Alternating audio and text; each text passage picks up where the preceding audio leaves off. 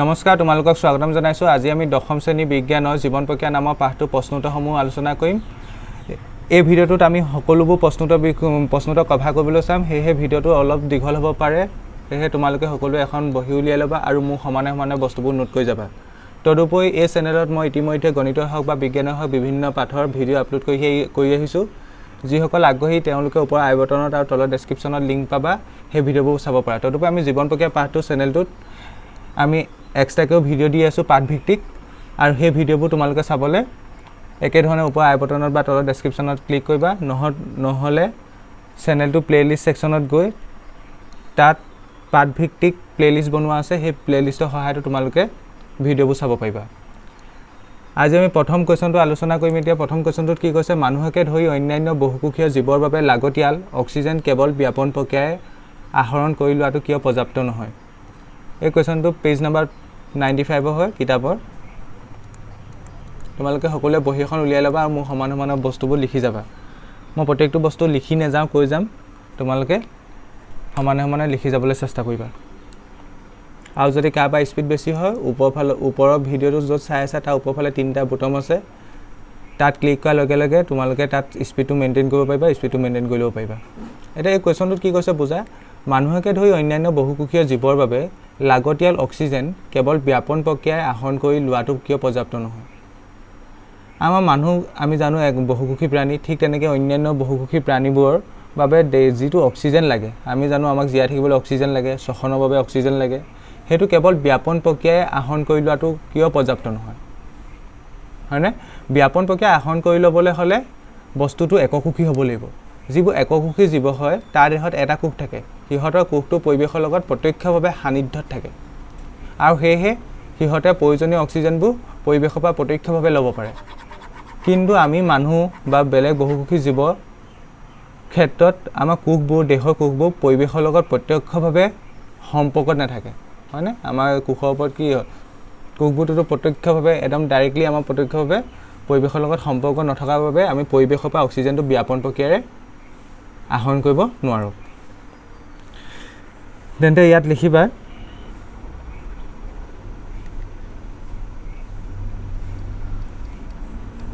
বহুকোষী জীৱৰ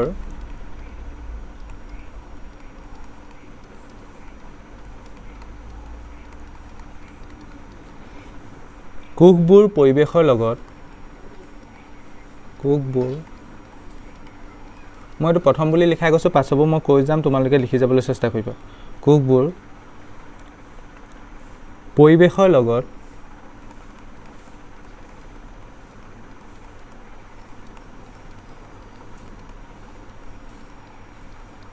প্ৰত্যক্ষভাৱে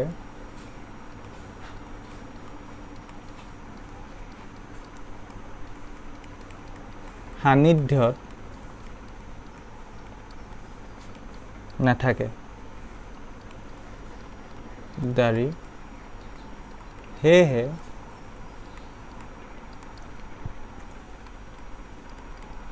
মানুহকে ধৰি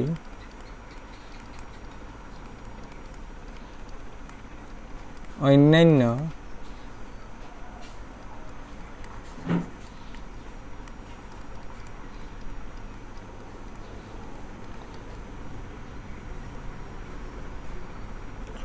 বহুকোষীয় জীৱৰ বাবে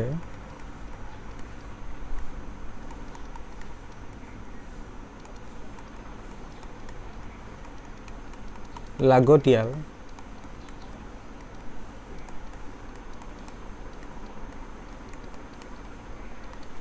অক্সিজেন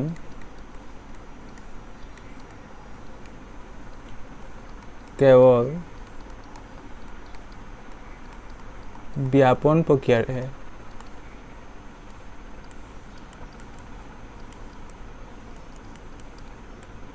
আহৰণ কৰি লোৱাটো পৰ্যাপ্ত নহয়।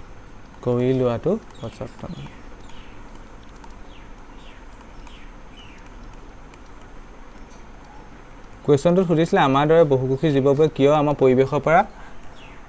প্ৰত্যক্ষভাৱে ব্যাপন প্ৰক্ৰিয়া অক্সিজেনটো ল'ব নোৱাৰোঁ। আমি কি কৰোঁ, অক্সিজেন গ্ৰহণ কৰিবলৈ আমাৰ দেহত নিৰ্দিষ্ট অংগ প্ৰত্যংগ আছে, কিন্তু আমি প্ৰত্যক্ষভাৱে কিয় গ্ৰহণ কৰিব নোৱাৰোঁ? কাৰণ প্ৰত্যক্ষভাৱে কিয় গ্ৰহণ কৰিব নোৱাৰোঁ?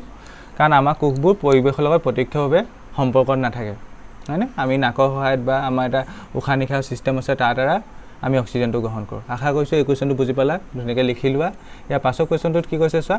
আমি কিহৰ ওপৰত ভিত্তি কৰি কোনো এটা জীৱ জীৱিত নে মৃত তাক থিৰ ঠাব কৰিম মই ইতিমধ্যে এই পাঠভিত্তিক কুৱেশ্যনৰ যেটো পাঠভিত্তিক ভিডিঅ' আছিলে তাতো মই ডিসকাস কৰিছোঁ আমি এটা জীৱ জীৱিত নে মৃত কেনেকৈ নিৰ্ণয় কৰিব পাৰোঁ জীৱটোৰ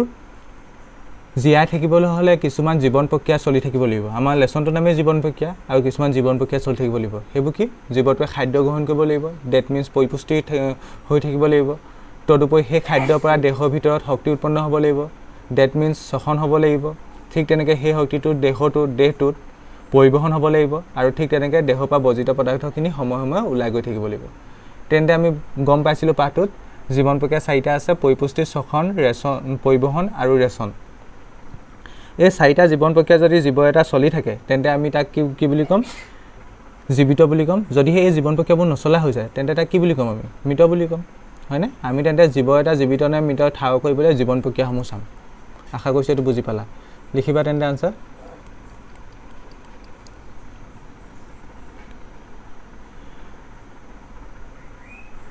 জীৱন প্ৰক্ৰিয়াসমূহ যেনে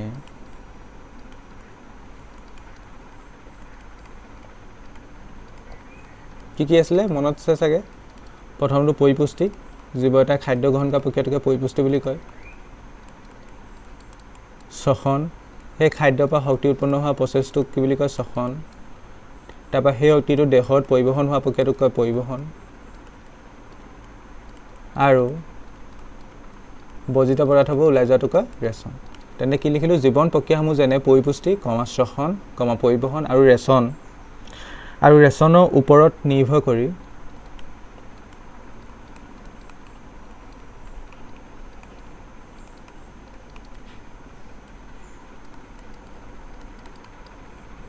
কোনো এটা জীৱ জীৱিত নে মৃত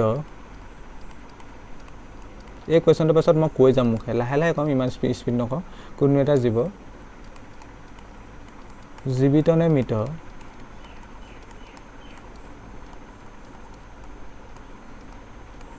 তাক ঠাৱৰ মানে নিৰ্ণয় কৰিব পাৰি তেনে কি দেখিলোঁ জীৱন প্ৰক্ৰিয়াসমূহ যেনে পৰিপুষ্টি শ্বসন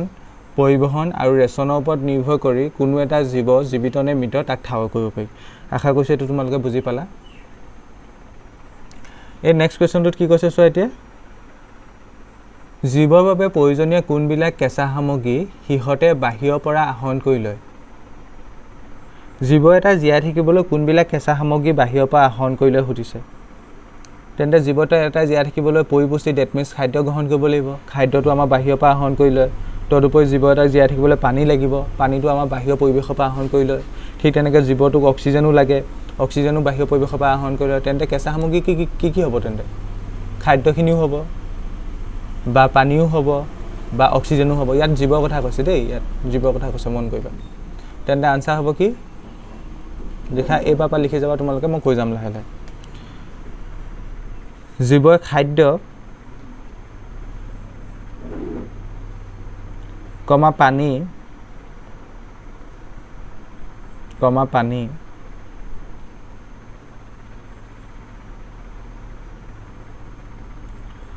অক্সিজেন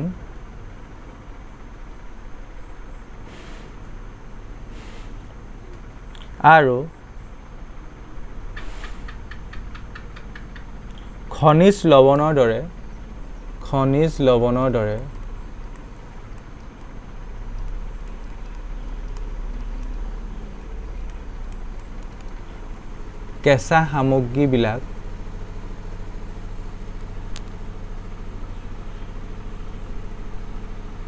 কেঁচা সামগ্ৰীবিলাক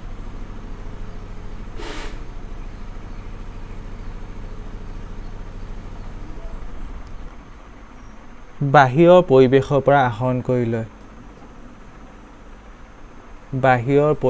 পৰা আহৰণ কৰি লয় তেন্তে জীৱ এটা জীয়াই থাকিবলৈ খাদ্য বাহিৰৰ পৰিৱেশৰ পৰা আহৰণ কৰে, ঠিক তেনেকৈ অক্সিজেন পানী আহৰণ কৰে, ঠিক তেনেকৈ খনিজ লৱণ মানেনো কি আমাৰ দেহত কি হয় এইবোৰৰ উপৰিও কিছুমান খনিজ লৱণ ডেট মিনছ তুমি শুনিছা চাগে কেলছিয়ামৰ প্ৰয়োজন ধৰি লোৱা, ঠিক তেনেকৈ জিংকৰ প্ৰয়োজন, বুজি পাইছানে, ইমিউনিটি ছিষ্টেমৰ বাবে জিংকৰ প্ৰয়োজন বা তেনেকৈ বহুত ধৰণৰ খনিজ লৱণ লাগে, আমাৰ বুলিয়ে নহয় প্ৰত্যেকটো জীৱকে লাগে। সেই খনিজ লৱণবোৰ আমি কি হয় বাহিৰ পৰিৱেশৰ পৰা আহৰণ কৰি লওঁ। আশা কৰিছোঁ এইটো বুজি পালা। এতিয়া নেক্সট কুৱেশ্যনটোত কৈছে জীৱৰ জীৱন বৰ্তি থাকিবলৈ তুমি কোনবিলাক প্ৰক্ৰিয়াক অতি প্ৰয়োজনীয় বুলি গণ্য কৰিবা। এইটো একদম ইজি প্ৰশ্ন। কোনবিলাক প্ৰক্ৰিয়া আছিলে মই আগত এটা কুৱেশ্যন লিখাইছিলোঁ, সেইটোৰ লগত লিংকে আছে। জীৱ এটা জীৱন বৰ্তি থাকিবলৈ মানে জীৱন প্ৰক্ৰিয়াসমূহ চালিত হৈ থাকিব লাগিব। জীৱন প্ৰক্ৰিয়াসমূহ কি আছিলে? পৰিপুষ্টি, শ্বসন, পৰিবহণ আৰু ৰেচন। তেন্তে সেইকেইটাই ইয়াত আনচাৰ লিখিবা। তেন্তে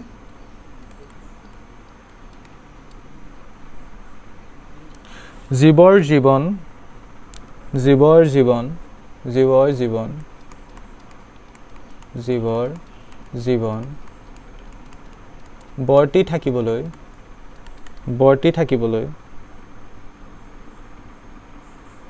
বৰ্তি থাকিবলৈ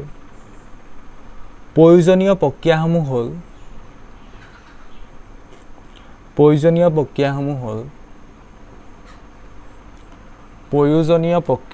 হ'ল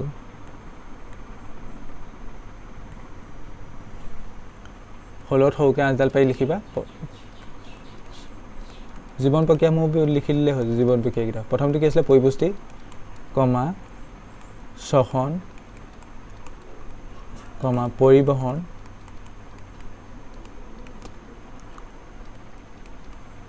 আৰু ৰেচন। আশা কৰিছোঁ এইটো বুজি পালা। এতিয়া নেক্সট কি কৈছে চোৱা, স্বপোষিত পুষ্টি আৰু পৰপোষিত পুষ্টিৰ মাজত পাৰ্থক্য দাঙি ধৰিব কৈছে। পাৰ্থক্য কি কি? স্বপোষিত পুষ্টি মানে কি আছিলে? নিজৰ আহাৰ নিজে তৈয়াৰ কৰি লোৱাটো স্বপোষিত পুষ্টি। আৰু পৰপোষিত পুষ্টি মানে যিবিলাকে আহাৰৰ বাবে লোকৰ ওপৰত নিৰ্ভৰ কৰিবলগীয়া হয়, উদ্ভিদ বা প্ৰাণীৰ ওপৰত নিৰ্ভৰ কৰিবলগীয়া হয়, বেলেগ প্ৰাণীৰ ওপৰত, তেনেবোৰকে পৰপোষিত পুষ্টি বোলা হয়। স্বপোষিত পুষ্টিত আমাৰ গছ গছনিবোৰ পৰে, সালোক সংশ্লেষণৰ দ্বাৰা খাদ্য গ্ৰহণ কৰে। কিন্তু পৰপোষিত পুষ্টিত কি আমি মানুহবোৰ পৰোঁ। আমি নিজৰ আহাৰ নিজে তৈয়াৰ কৰি ল'ব পাৰোঁ জানো? নোৱাৰোঁ। আমি লোকৰ ওপৰত নিৰ্ভৰ কৰোঁ। ভাত খাওঁ, ভাতটো কিনো উদ্ভিদৰ পৰাই আহিছে, হয়নে? পাৰ্থক্য বুলি ক'লে সাধাৰণতে তোমালোকে কুলম বনাই কৰিবলৈ চেষ্টা কৰিবা, তেতিয়া গোটেইবোৰ বস্তু ডিষ্টিংক্ট হয় আৰু নম্বৰ পোৱাত সুবিধা হয়। ইয়াত কি লিখিব লাগে? স্বপোষিত পুষ্টি আৰু পৰপোষিত পুষ্টিৰ মাজত পাৰ্থক্য লিখিব লাগে। তেন্তে এনেকৈ দুটা কুলম বনাই ল'বা। স্কেলৰ হাইট মোৰ বেকা হ'ব বাৰু, যিটো হাতে পাৰিছোঁ, ইমান বেকা নহয়। প্ৰথম ঘৰটোত কি লিখিবা? স্বপোষিত পুষ্টি। স্বপোষিত মানে নিজৰ আহাৰ নিজে তৈয়াৰ কৰি ল'ব পৰাটোক স্বপোষিত বুলি কয়। ইয়াত হ'ব পৰপোষিত পুষ্টি। পৰপোষিত পুষ্টিত কেইবা ধৰণৰ পুষ্টি পৰি যায় মই কৈছিলোঁ। যিসকলে জানিব বিচাৰে মই একেটাকে কৈ আছোঁ, এই ভিডিঅ' মানে কি কয় পাঠটোৰ সেই ভিডিঅ'সমূহ চাব পাৰে। এতিয়া আমি কি কৰিব লাগে? স্বপোষিত পুষ্টি আৰু পৰপোষিত পুষ্টিৰ মাজত পাৰ্থক্য লিখিব লাগে। প্ৰথমটো লিখিবা, 1 নম্বৰ 2 নম্বৰকৈ লিখি যাবা, নাম্বাৰিং কৰিবা। স্বপোষিত পুষ্টিত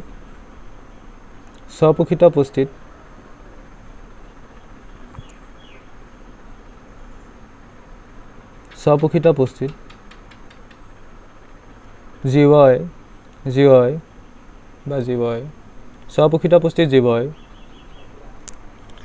নিজৰ আহাৰ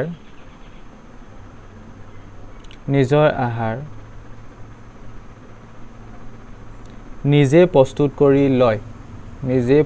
কৰি লয়।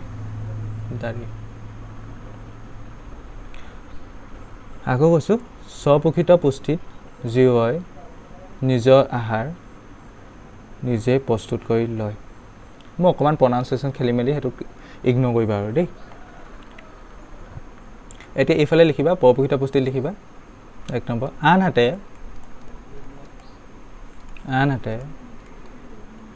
পৰপোষিত পুষ্টিত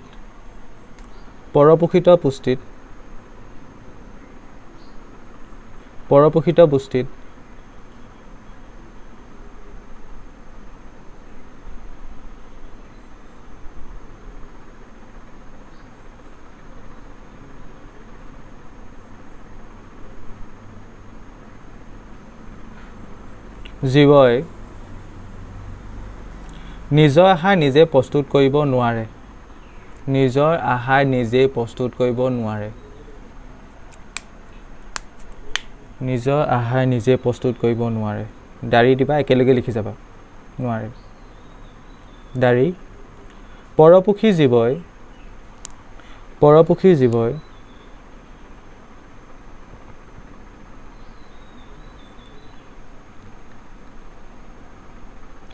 আহাৰৰ বাবে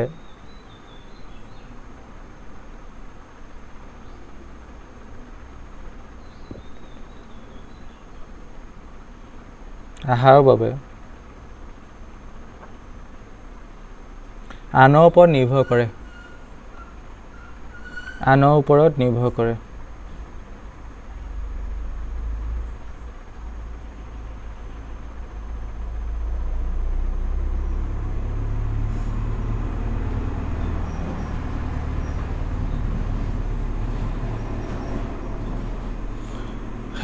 এইটো হ'ল এতিয়া 2 নম্বৰ পইণ্টটো লিখিবা তলত স্বপোষিত পুষ্টিত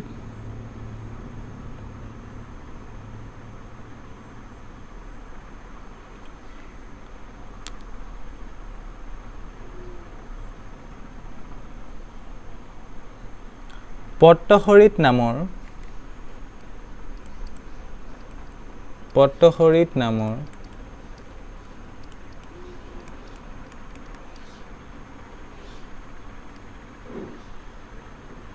সেউজীয়া ৰঞ্জক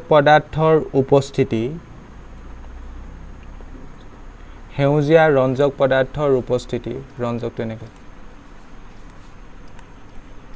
পদাৰ্থৰ উপস্থিতি অপৰিহাৰ্য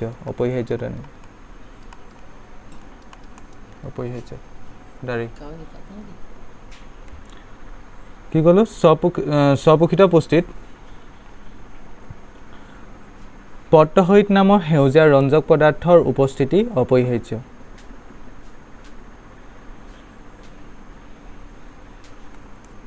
এবাৰ ইফালে 2 নম্বৰটো লিখিবা পৰপোষিত পুষ্টিত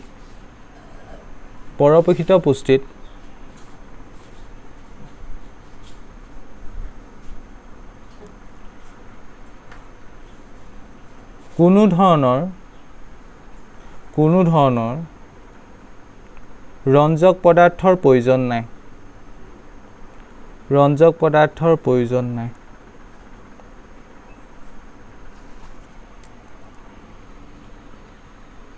এবাৰ 3 নম্বৰটো লিখিবা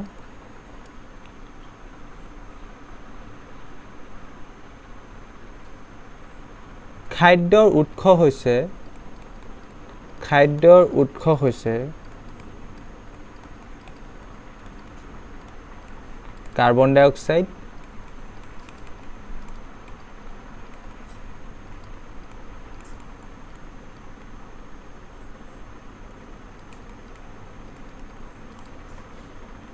আৰু পানীৰ দৰে সৰল অজৈবিক পদাৰ্থসমূহ এই লাইনটো মিনিং কি হ'ল খাদ্যৰ উৎস হৈছে কাৰ্বন ডাই অক্সাইড আৰু পানীৰ দৰে সৰল অজৈবিক পদাৰ্থসমূহ তাৰ মানে কি স্বপোষিত পুষ্টিত জীৱ এটাই খাদ্য উৎপাদন কৰিবলৈ এইবোৰ উৎসৰ ওপৰত নিৰ্ভৰ কৰে বা এইবোৰ উৎস গ্ৰহণ কৰে কাৰ্বন ডাই অক্সাইড গ্ৰহণ কৰে পানী গ্ৰহণ কৰে তোমালোকে ইতিমধ্যে আলু সংশ্লেষণত শিকি আহিছা ঠিক আছে আৰু পৰপোষিত পুষ্টিত জীৱ এটাই কেনেদৰে খাদ্য গ্ৰহণ কৰে কিছুমান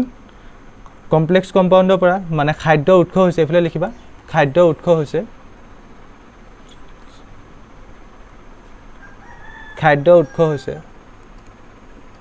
জটিল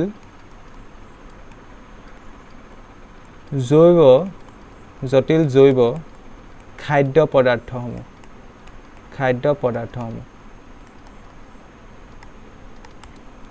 পৰপোষিত পুষ্টিত কি লিখিব ক'লো খাদ্য উৎস হৈছে জটিল জৈৱ খাদ্য পদাৰ্থসমূহ এটা 4 নম্বৰ লিখিবা সকলো সেউজীয়া উদ্ভিদ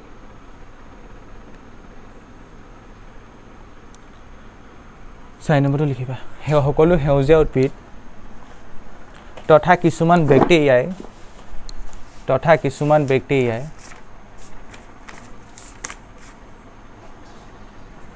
স্বপোষিত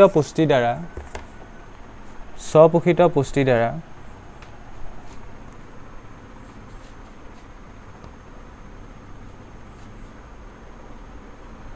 খাদ্য গ্ৰহণ কৰে এইফালে এতিয়া 4 নম্বৰ লিখিবা আনহাতে সকলো ধৰণৰ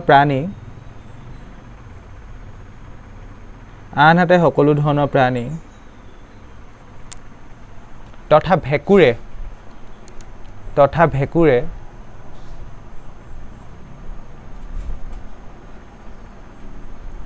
পৰপোষিত পুষ্টিৰ দ্বাৰা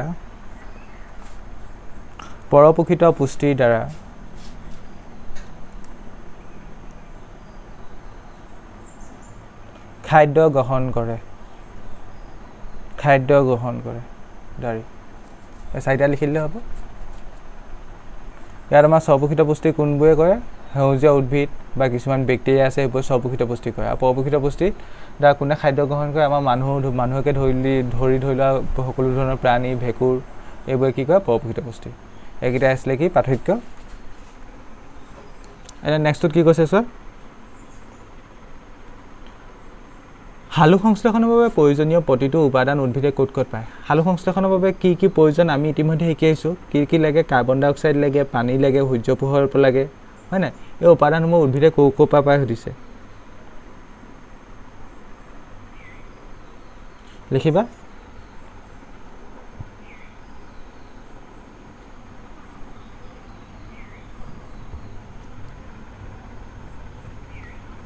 আনসাৰ লিখিবা মই কৈহে যাম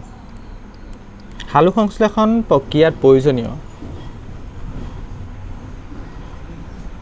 হালু সংশ্লেষণ প্ৰক্ৰিয়াত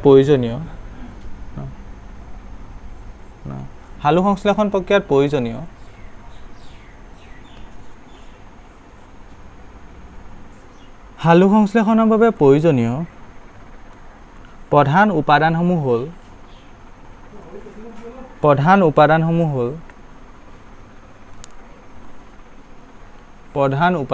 হ'ল কাৰ্বন ডাই অক্সাইড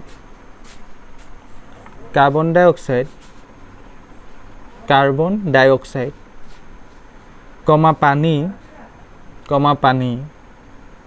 আৰু সূৰ্যৰ পোহৰ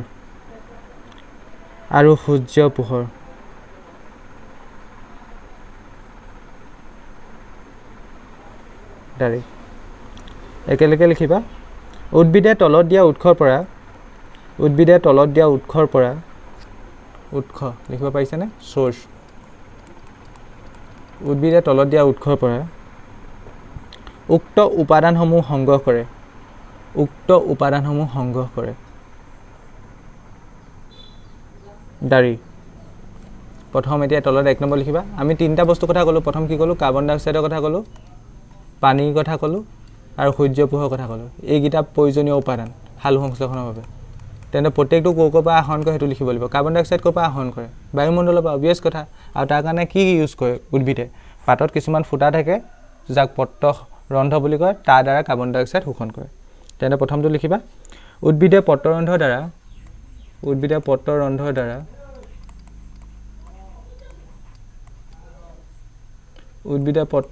দ্বাৰা পত্ৰৰন্ধ্ৰটো স্পেলিং হৈছে না কিতাপত চাই ল'বাচোন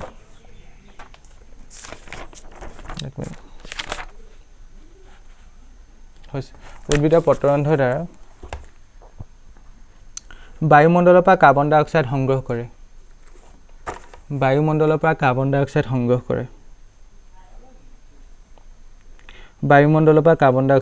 কৰে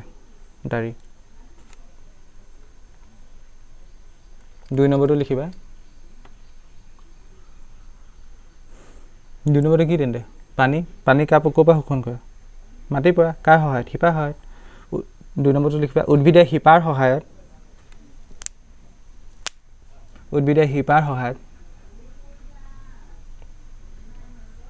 মাটিৰ পৰা পানী শোষণ কৰে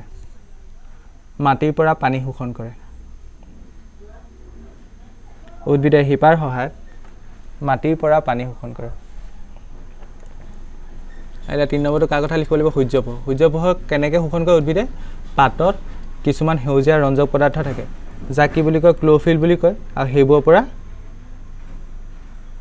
উদ্ভিদে সূৰ্য পোহৰটো শোষণ কৰি ল'ব পাৰে তেন্তে লিখিবা উদ্ভিদে পাতত থকা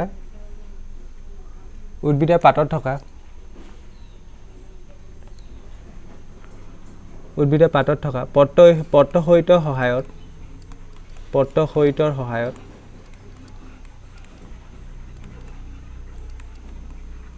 সূৰ্যৰ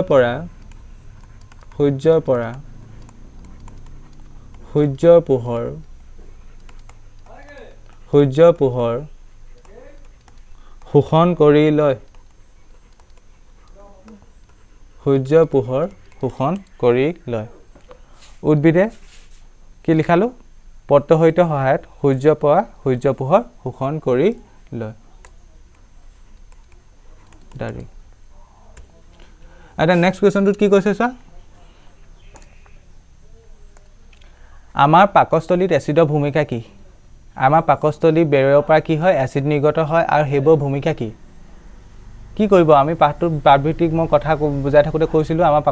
পাকস্থলীত বেৰত থকা এচিডবোৰে পাকস্থলীৰ ভিতৰৰ যিখিনি খাদ্য সেই খাদ্যখিনি পাচনত সহায় কৰে ডেট মিন্স খাদ্যখিনি জটিল অংশবোৰ সৰল কৰে হয়নে তদুপৰি আমাৰ বিভিন্ন ধৰণৰ বীজাণুসমূহ ধ্বংস কৰিব পাৰে এচিডে তেন্তে ইয়াৰ আনসাৰটো কি হ'ব আমাৰ পাকস্থলীত এচিডৰ ভূমিকাসমূহ হ'ল তেতিয়া 1 নম্বৰ 2 নম্বৰকে সদায় পইণ্ট ওয়াইজ লিখিবলৈ চেষ্টা কৰিবা তেতিয়া ভাল কথা বিজ্ঞানৰ ডিস্টিংক্টকে বস্তুবোৰ দেখে 1 নম্বৰটো লিখিবা পাকস্থলীত হাইড্ৰক্লোৰিক এচিড থকাৰ বাবে পাকস্থলীৰ ৰস আম্লিক ধৰ্মীয় আৰু ইয়াৰ বাবে পাকস্থলীত পেপচিনৰ কাৰ্য তীব্ৰ হৈ উঠে আমি জানো যে কি পাকস্থলীত হাইড্ৰক্লোৰিক এচিড থাকে আৰু ইয়াৰ বাবে পাকস্থলীৰ যিবোৰ ৰস থাকে সেইবোৰ আম্লিক ধৰ্মীয় কাৰণ এচিড আছে কাৰণে আম্লিক ধৰ্মীয় আৰু ইয়াৰ ফলত পাকস্থলীত পেপচিনৰ কাৰ্য পাকস্থলীত এবিধ উৎসেচক থাকে সেইবিধৰ নাম হৈছে পেপচিন আৰু এচিডিক হলে পেপচিনৰ কাৰ্যটো মানে তীব্ৰত হৈ পৰে মানে তাৰ কাৰ্যক্ষমতা বাঢ়ি যায় তেনে প্ৰথম পইণ্টটো কি তেনে পাকস্থলীত হাইড্ৰক্লোৰিক এচিড থাকে আৰু ইয়াৰ ফলত পাকস্থলীৰ আম্লিক ধৰ্মীয় আৰু ইয়াৰ বাবে পাকস্থলীত পেপচিনৰ কাৰ্য তীব্ৰ হৈ উঠে আশা কৰিলে এইটো বুজি পালা দ্বিতীয়টোত কৈছে পাকস্থলীত থকা এচিডে খাদ্যৰ জটিল অংশবোৰক সৰল অৱস্থালৈ পৰিৱৰ্তন কৰে দ্বিতীয়টো কি পাকস্থলীত থকা এচিডে পাকস্থলীত এচিড থাকে বুলি গম পালো খাদ্যৰ জটিল অংশবোৰক সৰল অৱস্থালৈ পৰিৱৰ্তন কৰে মানে পাকস্থলীত যিখিনি এচিড থাকিব হিহতে পাকস্থলীত যিখিনি খাদ্য হব আমি প্ৰথমে মুখত সেইখিনি সৰু সৰু কৰো হয় কিন্তু একদমটো গুই কৰি নেপেলা মুখত সেই মুখৰ পৰা যেতিয়া খাদ্যবস্তুখিনি পাকস্থলীত সোমাব সেই খাদ্যবস্তুখিনি পাকস্থলীত থকা এচিডে জটিলৰ পৰা আৰু সৰল কৰিব তেন্তে দ্বিতীয় পইণ্টটো হেতু তৃতীয় পইণ্টটো কি পাকস্থলীত এচিডে খাদ্যৰ লগত শৰীৰত প্ৰৱেশ কৰা বীজাণু অনুজীৱসমূহক ধ্বংস কৰে ডেট মিন্স আমি খাদ্যৰ লগত খাদ্য খাইছো এনে নহয় তাৰ লগত বিভিন্ন বীজাণু অনুজীৱ আমাৰ দেহৰ ভিতৰত প্ৰৱেশ কৰিব পাৰে সেইবোৰ কোনে ধ্বংস কৰাত সহায় কৰে তেন্তে পাকস্থলীত থকা এচিডে বুজি পালানে তেন্তে ভিডিওটো পোষ্ট কৰা আৰু এই কোৱেশ্চনটো ধুনীয়াকৈ নোট কৰি লোৱা ভিডিওটো পোষ্ট কৰি লোৱা আৰু তোমালোকৰ এতিয়া বহুতৰ চিন্তা লাগিছে চাগে মই পটকে কেনেকৈ কি লগাই দিলো মানে কেলে লগাই দিলো কাৰণ কেলে চোৱা এই পাঠভিত্তিক কোৱেশ্চন বহুত আছে যদি মই প্ৰত্যেকটো কোৱেশ্চন লিখাই যাবলৈ যাওঁ বহুত দীঘল হ'ব ভিডিওটো কমে 3 ঘণ্টা মান হৈ যাব সেই মই যাতে মোৰ সময়টো কমক বা যেতিয়া আৰু দীঘল হোৱাটো ডাঙৰ কথা নহয় মই আপলোড কৰিবলৈ ডাঙৰ কথা বহুত দেৰি হয় এটা ভিডিও দীঘল হ'লে আৰু মই এটা ভিডিও কাট কৰি মানে ৰেকৰ্ডিং নকৰো একেসাথে বহো ৰেকৰ্ডিং কৰো আৰু আপলোড কৰো সেইকাৰণে যদিহে 3 ঘণ্টা 4 ঘণ্টা ভিডিও হয় মই একেলগে বনাবলৈ অসুবিধা হয় সেয়ে মই এইটো সিস্টেম মানে কিছুমান কোৱেশ্চন এনেকে মই লিখি মানে ইয়াতে এনেকে হেই কৰি দিছো তোমালোকে ভিডিওটো পোষ্ট কৰিবা ধুনীয়াকৈ লিখি লবা মই বুজাই দিম আৰু তোমালোকে ভাবিব পা মই কোপা লৈ আনিছো এইবোৰ কোৱাৰ ওপৰ কপি কৰা নহয় এইবোৰ মই নিজে লিখা হয় মোৰ নিজৰ আখৰ হয় মই নিজে লিখা হয় কোনো কপি নহয় কোনো নোটছৰ কপি নহয় বা কাবা বেলেগৰ নোটছ মানে নোটছৰ ফটো মাৰি প্লে দিছো তেনেকুৱা নহয় হেতু টেনচন ল'ব নালাগে এটো মোৰ নিজৰ মই হাতৰ আখৰ নিজে লিখা হয় এখিনি হেতু একো টেনচন ল'ব নালাগে জাস্ট মই সময়টো বাচিবলৈ মই এটো কৈছো তোমালোকে ভিডিওটো পোষ্ট কৰি ধুনীয়াকৈ নোট কৰি লোৱা তেন্তে ইয়াৰ পাছৰ কোৱেশ্চনটোত কি কৈছে চোৱা পাচক উৎসেচকৰ কাৰ্য কি আমি পাঠটো পঢ়ি থাকোতে গম পাইছিলো পাচক উৎসেচক থাকে আমাৰ দেহৰ কিছুমান এমাইলেজ থাকে আমাৰ লালতি থাকে লাইপেজ থাকে লালতি এমাইলেজ লালতিত এমাইলেজ থাকে ঠিক তেনেকে লাইপেজ থাকে ঠিক তেনেকে টিপসিন থাকে হয়নে হেবৰ কাম কি হেবৰ কি কৰে আমাৰ খাদ্য যিবোৰ জটিল অংশ হেবৰ সৰল কৰে প্ৰথম পইণ্ট হেতুই খাদ্য জটিল অংশবোৰ কি কৰে সৰল কৰে ওকে যাতে হেখিনি মানে সহজভাৱে শোষণ হ'ব পাৰে বুজি পালা আৰু আমাৰ দেহৰ ভিতৰত যেতিয়া এই পাচন প্ৰক্ৰিয়া ঘটি থাকে পাচন প্ৰক্ৰিয়ানো কি কিছুমান ৰাসায়নিক বিক্ৰিয়া সেই বিক্ৰিয়াবোৰ গতিবেগ বঢ়ায় উৎসেচক মানে সদায় মনত ৰাখিবা এনে কিছুমান বস্তু হি বিক্ৰিয়াটোৰ অংশগ্ৰহণ নকৰে হি বিক্ৰিয়াটোক গৈ মানে স্পিডটো বঢ়াই দিয়ে অনুঘটক বুলি এটা পঢ়িবলৈ পাবা কেমিষ্ট্ৰিত তেনেকুৱা টাইপৰ বস্তু অনুঘটক এটা ধৰি লোৱা বিক্ৰিয়া এটা তুমি সংঘটিত কৰিছা a + b = c ধৰি লোৱা এই বিক্ৰিয়াটো সংঘটিত কৰোঁতে ধৰি লোৱা তোমাৰ 5 মিনিট লাগে ধৰি লোৱা অবভিয়াছলি এনেই ধৰি লোৱা কিবা এটা আছে পাত্ৰটা তাত কিবা এটা বস্তু দি ইচ্ছা আৰু তাত বিক্ৰিয়াটো সংঘটিত হওঁতে 5 মিনিট লাগে ধৰি লোৱা তুমি অনুঘটক এনেকুৱা এটা বস্তু সেইটো যদি তুমি বিক্ৰিয়াটো দি দিয়া তেন্তে বিক্ৰিয়াটোত সি কোনো ইফেক্ট নেপেলায় কিন্তু বিক্ৰিয়াৰ টাইমটো বঢ়াই দিয়ে মানে কমাই দিয়ে ধৰি লোৱা যিটো বিক্ৰিয়া 5 মিনিটত হৈছিলে তাক একদম ধৰি লোৱা 2 মিনিট 3 মিনিটত কৰি দিব টাইমটো কমাই দিব বুজি পালা অনুঘটকে বিক্ৰিয়াটোত অংশগ্ৰহণ নকৰে কিন্তু বিক্ৰিয়াটোত গতিবেগটো বঢ়াই দিয়ে গতিবেগটো বঢ়াইলে বিক্ৰিয়াটো সংঘটিত হোৱা টাইমটো কি হ'ব অটোমেটিক ৰিডিউচ হৈ যাব যেটো বিক্ৰিয়া আগতে যদি 5 মিনিটত হৈছিলে তাৰ যদি মই স্পিডটো বঢ়াই দিলে সি 2 মিনিটত হ'ব বা 3 মিনিটত হ'ব বুজি পাইছনে তেন্তে অনুঘটক মানে সদায় মনত ৰাখিবা কেমিষ্ট্ৰিটো আমি পঢ়িবলৈ পাম কাৰ্বন আৰু যৌগ নামৰ পাঠটোত এনে কিছুমান বস্তু যিয়ে বিক্ৰিয়াটোত অংশগ্ৰহণ নকৰে মানে বিক্ৰিয়াটোত অংশগ্ৰহণ নকৰে কিন্তু বিক্ৰিয়াটো গতিবেগ বৃদ্ধি কৰে বুজি পালা অনুঘটকক ইংলিছত কেটালিষ্ট বুলি কয় আৰু এতিয়া যে কৈছে পাচক উৎসেচক এই উৎসেচকো এক প্ৰকাৰ অনুঘটক বুলি ক'ব পাৰা মানে এইবোৰ অনুঘটকৰ নিচিনা কাম কৰে সিহঁতে যিবোৰ আমাৰ দেহৰ জৈৱ ৰাসায়নিক বিক্ৰিয়া হৈ থাকে সেই বিক্ৰিয়াবোৰ অংশগ্ৰহণ নকৰে কিন্তু সেই বিক্ৰিয়াবোৰ গতিবেগ বৃদ্ধি কৰে সেইকাৰণে সেইবোৰ অনুঘটক জৈৱ অনুঘটক বুলি কয় আমি জেনেৰেলি কেমিষ্ট্ৰি যিবোৰ ইউজ কৰোঁ সেইবোৰ অকল অনুঘটক এইবোৰ কি বুলি কয় জৈৱ অনুঘটক মানে বায়ো কেটালিষ্ট তেন্তে ইয়াত আনসাৰটো কি লিখা আছে পাচক উৎসেচক যেনে এমাইলেজ এইকেইটা এনেও মনত ৰাখিবা তোমালোকে লাইপেজ ট্ৰিপচিন ইয়াৰ ভিতৰত এমাইলেজটো লালটিজ থাকে আদিয়ে খাদ্যৰ জটিল অংশবোৰ সৰল যৌগলৈ পৰিৱৰ্তন কৰে খাদ্যৰ যিবোৰ জটিল অংশ থাকে সেইবোৰ কি কৰে সৰল কৰে যাতে সিহঁতৰ কোষে সহজতে শোষণ কৰিব পাৰে সিহঁতক কোষে সহজতে শোষণ কৰিব পাৰে তদুপৰি পাচক উৎসেচকবোৰে জৈৱ ৰাসায়নিক বিক্ৰিয়াবোৰৰ গতিবেগ বৃদ্ধি কৰে মই সেইটো ইয়াত ক'লোঁ যে সেইটো গতিবেগ বৃদ্ধি কৰে ডাইৰেক্ট সেয়ে পাচক উৎসেচকবোৰক জৈৱ অনুঘটক বুলি কয় পাচক উৎসেচক কি বুলি কয় জৈৱ অনুঘটক বুলি কয় মানে বায়'কেটালিষ্ট যদি জীৱদেহত এই পাচক উৎসেচকবোৰ নাথাকিলহেঁতেন তেন্তে জীৱদেহত খাদ্য সৰু অংশ এটা পাচন হওঁতে বহু সময় প্ৰয়োজন হ'লহেঁতেন এটা যদি আমাৰ দেহত জীৱদেহত যদি এই বস্তুবোৰ নাথাকিলহেঁতেন তেতিয়া কি হ'লহেঁতেন খাদ্য পচন নহ'লহেঁতেন নেকি বা ধৰি লোৱা তুমি আজি খালা এবছৰ মূৰত পচন হৈছে তেনেকৈ তোমাৰ কিবা লাভ হ'ব জানো তুমি দেখোন তেনেকৈ জীয়াই থাকিব নোৱাৰিবা তোমাৰ শক্তি লাগিব তুমি এবছৰ শক্তি নোহোৱাকৈ থাকিব পাৰিবা ধৰি লোৱা আমি খাদ্য কেলৈ খাওঁ শক্তিৰ বাবে হয়নে তেন্তে যদি আমাৰ দেহত বা জীৱদেহত যদি এই উৎসেচকবোৰ নাথাকে তেন্তে আমি কিবা এটা খাদ্য সৰু অংশ এটা গ্ৰহণ কৰিলেও সেইটো পাচন হওঁতে বহু সময় লাগিব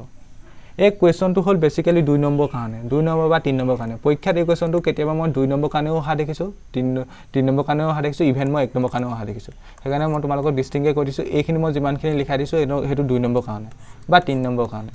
ইমানখিনি লিখিলে সাফিচিয়েণ্ট অ'কে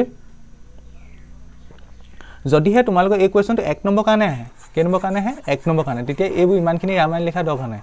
এটা লাইনতে গোটেই আনসাৰটো লিখি দিবা কোনটো লিখিবা সৰল অৱস্থালৈ যে পৰিৱৰ্তন কৰে সেইটো লিখিবা যদিহে 1 মাৰ্কছৰ কাৰণে কি লিখিবা মই কথাটো কৈ দিছোঁ সেইকাৰণে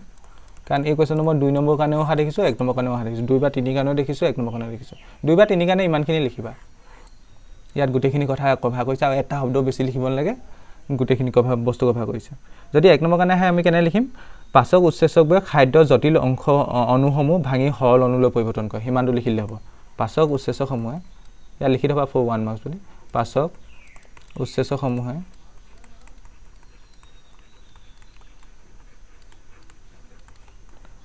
খাদ্যৰ জটিল অণুসমূহ ভাঙি সৰল অণুলৈ পৰিৱৰ্তন কৰে এইটো কেতিয়া লিখিব কৈছোঁ মই 1 নম্বৰ কাৰণে ধৰি লোৱা এই কুৱেশ্যনটো মই এইটো প্ৰথম এইটো কেলৈ নালিখা এই আনসাৰটো ধৰি লোৱা এইটো 2 নম্বৰ কাৰণে আহে 2 নম্বৰত এইটো লিখি দিলে চব মাষ্টৰে 2 নম্বৰ নিদিবও পাৰে অবভিয়াছলি এইটো লাইনত 2 নম্বৰ দিবলৈ টান পাব সেইকাৰণে 2 নম্বৰ আহিলে এইখিনি লিখিবা ওপৰখিনি বা 1 নম্বৰ কাৰণে যদি দেখা ইমানটো লিখিবা ইমান ৰামায়ণ লিখা দৰকাৰ নাই ভিডিঅ'টো প'ষ্ট কৰা ধুনীয়াকৈ নোট কৰি লোৱা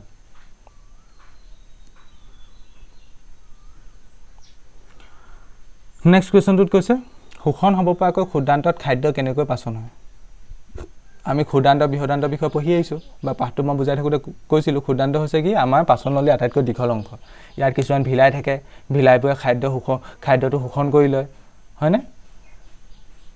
সেইখিনিকে আমি ইয়াত লিখিব লাগে শোষণ হ'ব পৰাকৈ খাদ্য কেনেকৈ ক্ষুদ্ৰান্তত পচন হয় ক্ষুদ্ৰান্ত হ'ল পাচন নলীৰ আটাইতকৈ দীঘল অংশ এইটো তোমালোকে এনেও মনত ৰাখিবা এই কুৱেশ্যনটো 3 নম্বৰ কাৰণে আহে দেখিছোঁ মই 3 নম্বৰ বা 2 নম্বৰ কাৰণে ক্ষুদান্ত হ'ল পাচননলী আটাইতকৈ দীঘল অংশ এনেও কেতিয়াবা তোমালোকৰ 1 নম্বৰ কাৰণে সুধিব পাৰে পাচননলী আটাইতকৈ দীঘল অংশ কি তেতিয়া কি বুলি ক'ব লাগিব ক্ষুদান্ত ক্ষুদান্ত বেৰত ভিলাই নামৰ কিছুমান আঙুলি সদৃশ প্ৰবন্ধ থাকে ইয়াৰ পৰা দুটা কোৱেশ্চন বনে ভিলাই কি বুলি সুধে পৰীক্ষাত ভিলাই কি ক্ষুদান্ত বেৰত থকা কিছুমান আঙুলি সদৃশ প্ৰবন্ধ ইয়াৰ পৰা ক'ব পাৰা তোমালোকে ভিলাই কি ক্ষুদান্ত বেৰত থকা কিছুমান আঙুলি সদৃশ প্ৰবন্ধ মানে আঙুলি সদৃশ কিছুমান এনেকুৱা প্ৰবন্ধ কিছুমান থাকে এনেকুৱা বেৰখনত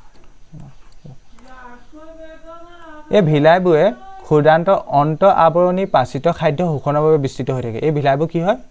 ক্ষুদান্ত যাতে খাদ্যটো শোষণ কৰি ল'ব পাৰে তাৰ কাৰণে বিস্তৃত হৈ থাকে এই ক্ষুদান্ততে সম্পূৰ্ণ পাচিত হোৱা খাদ্যবস্তু শোষণৰ বাবে ক্ষুদান্তবে শোষণ কৰি লয় ক্ষুদান্তত কি হয় খাদ্যবস্তুখিনিক সম্পূৰ্ণৰূপে পাচন হোৱা খাদ্যবস্তুখিনিক ক্ষুদান্তবেৰে শোষণ কৰি লয় মানে এবজৰ্ব কৰি লয় গ্ৰহণ কৰি লয় ভিলাই বেৰত থকা ৰক্তবাহী নলিকাবোৰে শোষিত আহাৰ দেহৰ সকলো অংশলৈ পৰিবহণ কৰে ভিলাই বেৰত কিছুমান কি থাকে ৰক্তবাহী নলিকা থাকে সেইবোৰ আমাৰ দেহৰ প্ৰত্যেকটো অংশলৈ এই শোষিত খাদ্যবস্তুখিনি যেহেতু ক্ষুদান্ত বেৰত কি থাকে কিছুমান ভিলাই থাকে বুলি ক'লো ভিলাইবোৰ এনেভাৱে বিস্তৃত হৈ থাকে যাতে খাদ্যবস্তুখিনি শোষণ কৰি ল'ব পাৰে আৰু ভিলাইবোৰে খাদ্যবস্তুখিনি শোষণ কৰি লয় আৰু শোষণ কৰি লোৱা খাদ্যবস্তুখিনি ইয়াত থকা ৰক্তবাহী নলিকাৰ দ্বাৰা আমাৰ দেহৰ প্ৰত্যেকটো অংশলৈ পৰিবহণ হয় ক্ষুদান্তত শোষণ নোহোৱাকৈ থাকি যোৱা খাদ্যভাগ ইয়াৰ পিছৰ অংশ বৃহদান্তত প্ৰৱেশ কৰে ক্ষুদান্তৰ পিছত কি আহে বৃহদান্তত ইয়াত যিখিনি শোষণ হ'ল বা ক্ষুদান্ত বেৰে শোষণ কৰি ল'ব পাৰিলে সেইখিনি ভালেই কথা শোষণ হৈ গ'ল আৰু যিখিনি শোষণ নহ'ল থাকি গ'ল সেইখিনি পাছৰ অংশ ক'লৈ যায়গৈ বৃহদান্তলৈ যায় বৃহদান্তত প্ৰৱেশ কৰে এনেদৰে শোষণ হ'ব পৰাকৈ আৰু বৃহদান্তৰ পৰা আমাৰ পাছত ওলাই যায় আৰু মল হিচাপে ওলাই যায় সেইটো আমি লিখা নাই আৰু যেহেতু ক্ষুদান্তৰ কথা লিখিব কৈছে এনেদৰে শোষণ হ'ব পৰাকৈ খাদ্যবস্তু ক্ষুদান্তত পাচন হয় আশা কৰিছোঁ এইটো বুজি পালা ইমান টান নহয় ভিডিঅ'টো প'ষ্ট কৰা আৰু লিখি লোৱা এইটো কিমানমান কাৰণে আহিব পাৰে বুলি কৈছোঁ 2 বা 3 নম্বৰ কাৰণে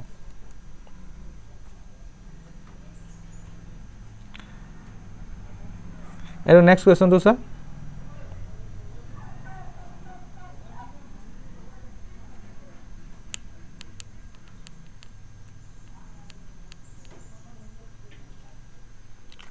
আমাক কৈছে শ্বাস প্ৰশ্বাসৰ অক্সিজেন আহৰণ কৰিবৰ বাবে স্থলচৰ জীৱতকৈ জলচৰ জীৱসমূহ সুবিধা কি ইয়াত এটা কথা কৈ লৈছোঁ স্থলচৰ জীৱ মানে যি আমাৰ এই মাটিৰ ওপৰত বাস কৰে আৰু জলচৰ মানে যি পানীত বাস কৰে ক্লিয়াৰ এতিয়া আমাক কুৱেশ্যনটো সুধিছে শ্বাস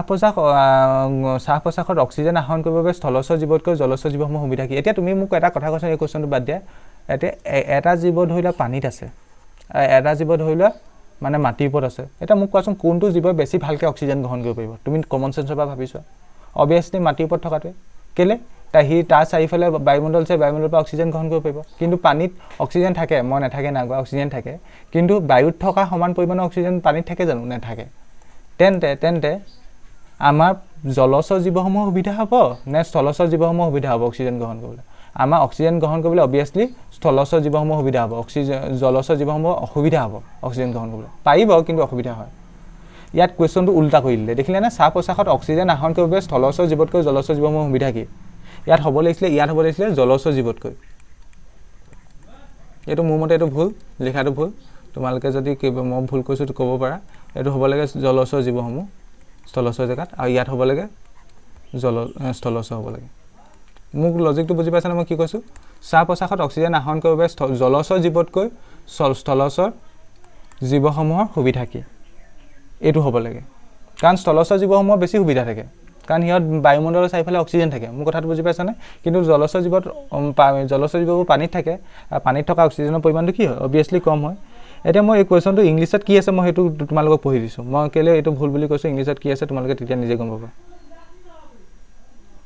1 মিনিট ৰ'বা মই ইংলিছৰ কিতাপখনৰ PDF এটা আছে মই কৈ দিছোঁ পেজ নম্বৰটো 101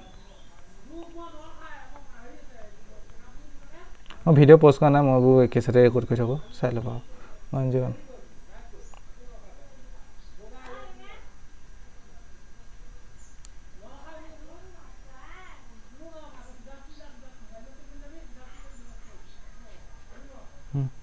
মই ইয়াত ইংলিছত কুৱেশ্যনটো কি বুলি আছে মই কৈ দিছোঁ তোমালোকে নিজে তেতিয়া আইডিয়া কৰিব পাৰিবা ইয়াত কৈছে what advantage over an aquatic organism does a terrestrial organism have with regard to obtaining oxygen মানে জাস্ট তোমালোকক আর্গুমেন্টটো দিবলৈ মই লিখি আছো oxygen for respiration ইংলিশ কিতাপখনত কোৱেশ্চনটো এনেকৈ লিখা আছে for respiration এটা তোমালোকে এই কোৱেশ্চনটো তোমালোকে যেহেতু সবে ইংলিশ জানা এই কোৱেশ্চনটো পঢ়িছাচোন what advantage over an aquatic organism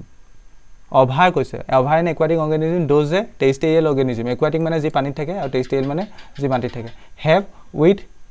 regard to obtaining oxygen for respiration মই এই কোৱেশ্চন পৰা যিমানটো বুজিব পাৰিছো ইয়াত কি কৈছে স্থলজ জীৱ কি সুবিধা হয় অভাৰ জলজ জীৱ বুজি পাইছা না aquatic organism তেন্তে মোৰ মতে এইটো কোৱেশ্চনত এইটো প্ৰথমটো হ'ব লাগে জলজ আৰু নেক্সটটো হ'ব লাগে স্থলজ মানে স্থলজ জীৱসমূহ সুবিধা হ'ব মই হেমতে আনসাৰটো লিখাই দিছো আৰু মই এইটো পাছত এতিয়া যদি শুদ্ধ কৈছে কিতাপ নাজানো কাৰণ মোক বহুত পুৰণা এডিশ্যনৰ কিতাপ এখন আছিলে মই পঢ়াখনে আছিলে বহুত আগৰ হয় মই এখন বিজ্ঞানৰ পঢ়িছিলো বাৰু এখন বুজি পালানে তেন্তে ইয়াৰ আনসাৰটো কি হ'ব স্থলজ জীৱসমূহে বায়ুমণ্ডলৰ পৰা পোনপটীয়াকৈ অক্সিজেন গ্ৰহণ কৰিব পাৰে তেতিয়াহে তুমি আনসাৰটো লিখিব পাৰিবা ধুনীয়াকৈ হয় সেইটো কথা বায়ুমণ্ডলৰ পৰা পোনপটীয়াকৈ অক্সিজেন গ্ৰহণ কৰিব পাৰে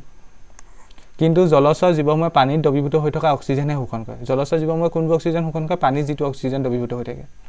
পানীত দ্ৰৱীভূত হৈ থকা অক্সিজেনৰ পৰিমাণ বায়ুত থকা অক্সিজেনৰ পৰিমাণতকৈ তুলনামূলকভাৱে কম অবভিয়াছলি হয়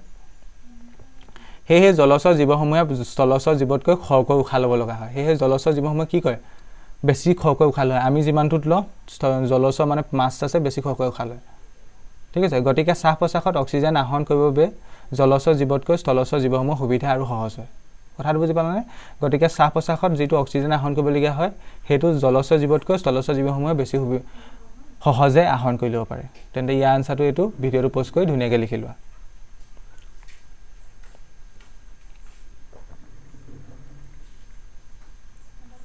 এটা নেক্সটটো কৈছে কি পথায় বিভিন্ন জীৱদেহত গ্লুকোজ জাইত হৈ শক্তি উৎপন্ন হয়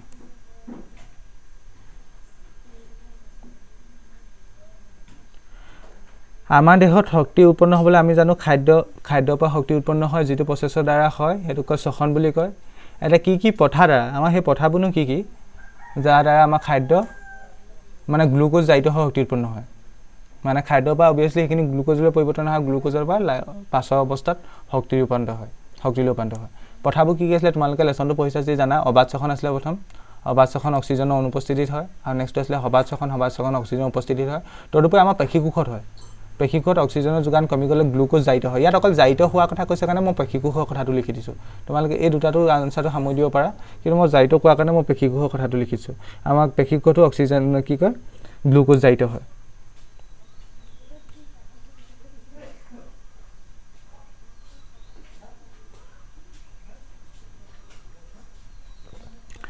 ইয়াত তেন্তে তলত দিয়া পথাসমূহৰ দ্বাৰা বিভিন্ন জীৱদেহত গ্লুকোজ জাইত হৈ শক্তি উৎপন্ন হয় প্ৰথমটো অবাত শ্বসন এই প্ৰক্ৰিয়াত অক্সিজেন অনুপস্থিতিত হয় সদায় মনত ৰাখিবা গ্লুকোজ জাইত হৈ শক্তি আৰু ইথানল এইটা মনত ৰাখিবা কি উৎপন্ন হয় শক্তি উৎপন্ন হয় লগতে ইথানল আৰু কাৰ্বন ডাই অক্সাইড হয় অবাত শ্বসনত আৰু হবাত শ্বসনত অক্সিজেন উপস্থিতিত হয় আৰু ইয়াত শক্তি উৎপন্ন হয় কাৰ্বন ডাই অক্সাইড হয় পানী হয় ডিফাৰেন্স এটো অবাত শ্বসনত এক্সট্ৰাকে ইথানল হয় কিন্তু হবাত শ্বসনত ইথানল নহয় আৰু পেশীকোষটো গ্লুকোজ জাইত হয় আৰু পেশীকোষত গ্লুকোজ জাইত হলে কি হয় অক্সিজেনৰ যোগান কমি গলে গ্লুকোজ জাইত হয় শক্তি আৰু ল্যাকটিক এসিড উৎপন্ন হয় এইটা মনত ৰাখিবা ডিস্টিংকে অবাত শ্বসনত কি হয় অক্সিজেনৰ অনুপস্থিতিত গ্লুকোজ জাইত হয় শক্তি ইথানল আৰু কাৰ্বন ডাই অক্সাইড উৎপন্ন হয় আৰু হবাত শ্বসনত কি হয় শক্তি উৎপন্ন হয় কাৰ্বন ডাই অক্সাইড এই দুটা সেমে আৰু ইথানলৰ জাগাত পানী উৎপন্ন হয় আৰু পেশীকোষত কি হয় শক্তি উৎপন্ন হয় ল্যাকটিক এসিড উৎপন্ন হয় আৰু ল্যাকটিক এসিড উৎপন্ন হোৱাৰ বাবে এসিড উৎপন্ন হোৱাৰ বাবে অবিয়াছলি আমাৰ পেশীবোৰ হিয়াময়িত হয় আমি ধৰিলা বহুত সময় যদি দৌৰি থাকো তেতিয়া আমাৰ চোৱাচোন প্ৰেক্টিছ নাথাকিলে আমাৰ ভৰিবোৰ হিয়াময়িত হয় কেলে হয় কাৰণ আমি দৌৰি থাকোতে আমাৰ দেহলে অক্সিজেনৰ যোগানটো কমি যায়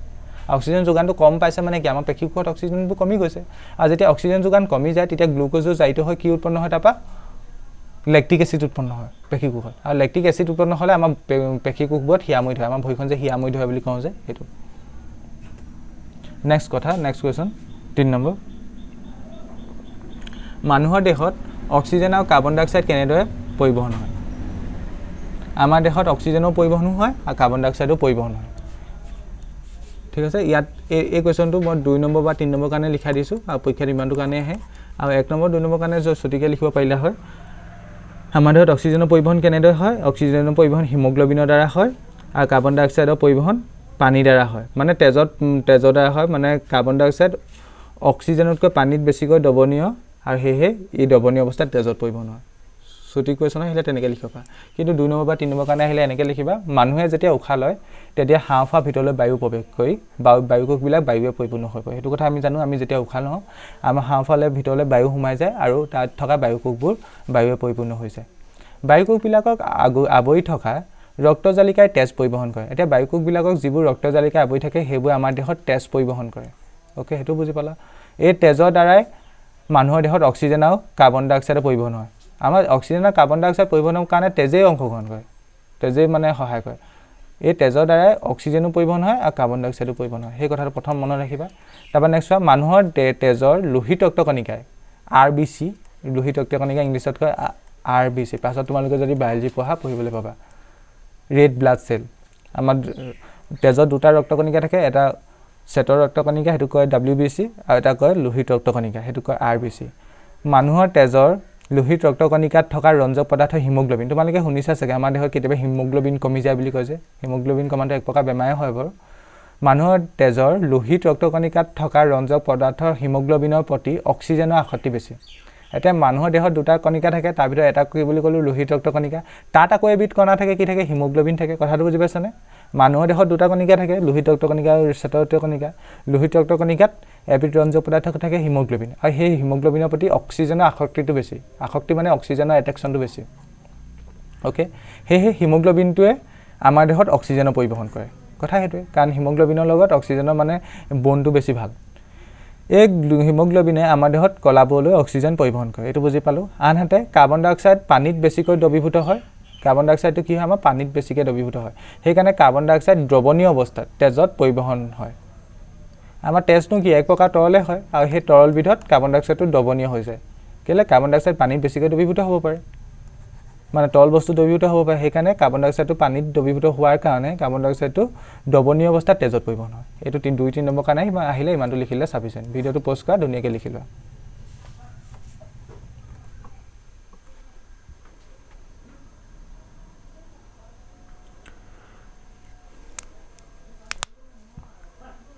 এটা নেক্সট কুৱেশ্যনটো কৈছে প্ৰচুৰ গেছ বিনিময়ৰ বাবে মানুহৰ হাঁওফাঁও কিদৰে গঠন হৈছে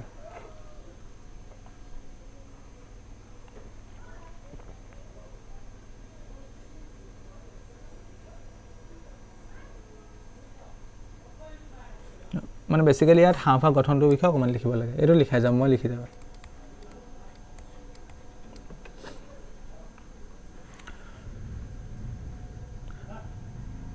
মানুহৰ গেছ বিনিময়ৰ বাবে বা এনেকৈ লিখা গেছ বিনিময়ৰ বাবে মানুহৰ লিখিব লাগে গেছ বিনিময়ৰ বাবে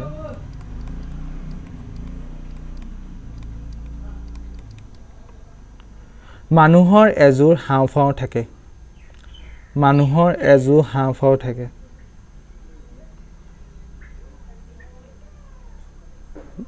দাড়ি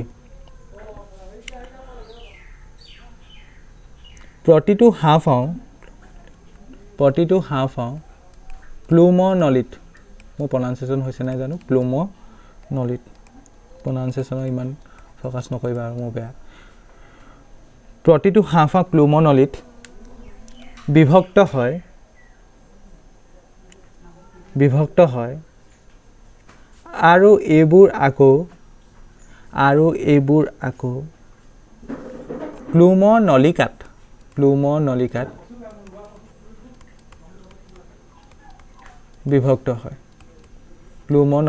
বিভক্ত হয় দাড়ি দি লিখিবা প্লুমনলিকাসমূহৰ শেষত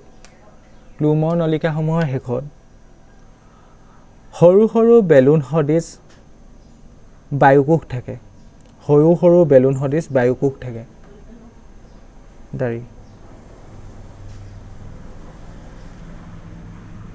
এই বায়ুকোষসমূহত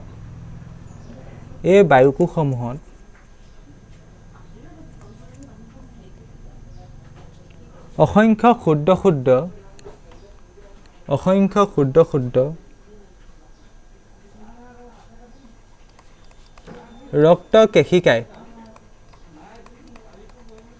ৰক্ত কেশিকাই জালিকা গঠন কৰে য'ত গেছৰ বিনিময় ঘটে মই যেতিয়ালৈকে দাই নলগাব কওঁ তেতিয়ালৈকে নলগাবা দেই কি লিখিলোঁ মই এই বায়ুকোষসমূহত অসংখ্য ক্ষুদ্ৰ ক্ষুদ্ৰ ৰক্তকে শিকাই জালিকা গঠন কৰে য'ত গেছৰ বিনিময় ঘটে দাৰি উশাহ লোৱাৰ সময়ত হাঁওফাঁও ভিতৰলৈ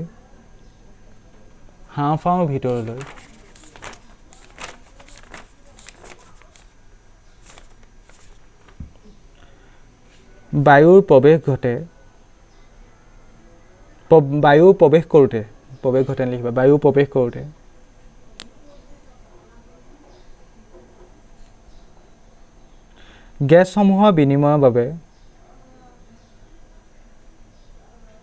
গেছসমূহৰ বিনিময়ৰ বাবে সৰ্বাধিক ঠাই যোগান ধৰিবলৈ বায়ুমোনাখন বিস্তাৰিত হৈ পৰে বেছিকেলি আমি হাঁওফাঁওটো কেনেদৰে গঠিত হৈছে পচু গেছ বিনিময়ৰ বাবে সেইটো লিখিছোঁ এবাৰ ধুনীয়াকৈ পঢ়িলে ধুনীয়াকৈ নিজে বুজিবা আমাৰ হাঁওফাঁওত ক্লোমৰ নলিকা থাকে ক্লোমৰ নলিকাবোৰৰ পৰা আকৌ ক্লোমৰ নলী থাকে সেইবোৰ আকৌ ক্লোমৰ নলিকাত বিভক্ত হয় আৰু ক্লোমৰ নলিকাবোৰ শেষত সৰু সৰু কিছুমান বেলুন তোমালোকে ছবি চালে গম পাবা এনেকুৱা কিছুমান বায়ুকোপ থাকে তোমালোকে হাঁওফাঁও ছবি ধুনীয়াকৈ কিতাপত দিয়া আছে যিহেতু মই এইটো পাঠভিত্তিক কুৱেশ্যনবোৰহে কৰিছোঁ সেইকাৰণে মই ইমানটো প্ৰত্যেকটো কুৱেশ্যন ডিছকাছ কৰা নাই মই যেতিয়া যিহেতু লেচনটো হেৰি কৰিছোঁ কভাৰ কৰিছোঁ তাত মই ধুনীয়াকৈ প্ৰত্যেকটো কথা এক্সপ্লেইন কৰিছোঁ এতিয়া ইয়াৰ নেক্সট পাছৰ কুৱেশ্যনটো চোৱা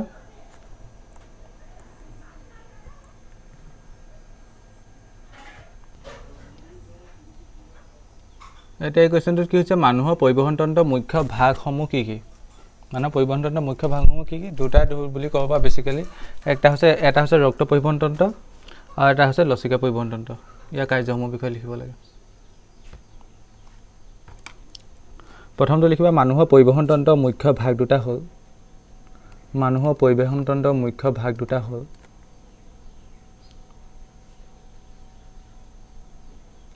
সৌকে আঁচডাল পাৰি হলত এনেকৈ সৌকে আঁচডাল পাৰি তলত লিখা 1 নম্বৰ ৰক্ত পৰিবহণ তন্ত্ৰ 2 নম্বৰটো লিখা লচিকা পৰিবহণ তন্ত্ৰ তলত লিখিবা এতিয়া আকৌ নতুনকৈ ৰক্ত পৰিবহণ তন্ত্ৰৰ কাৰ্য ৰক্ত পৰিবহণ তন্ত্ৰৰ কাৰ্য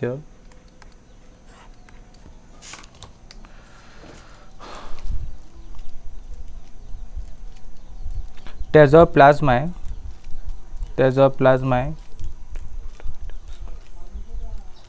দ্ৰবীভূত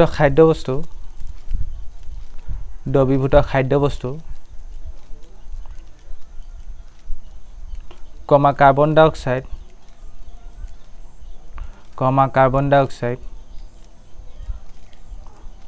আৰু নাইট্ৰজেন জাতীয় বৰ্জিত পদাৰ্থসমূহ পৰিবহণ কৰে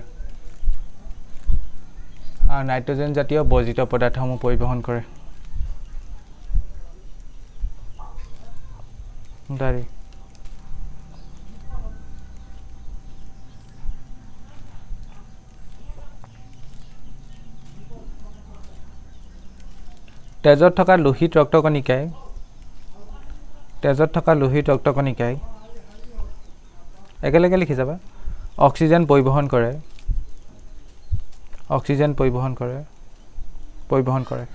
দাৰি তদুপৰি তেজে লৱণৰ দৰে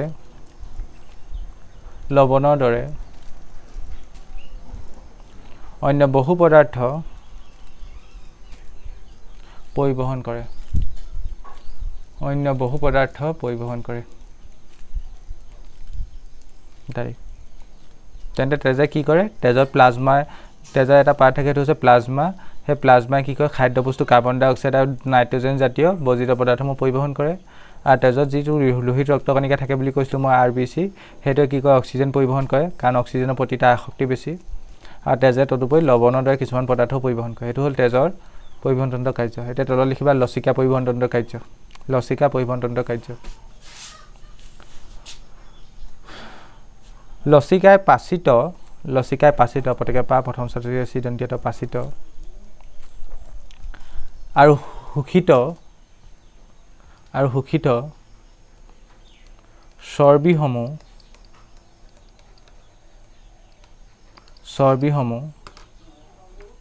অন্তৰ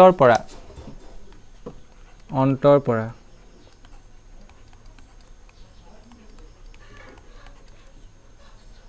স্থানান্তৰ কৰে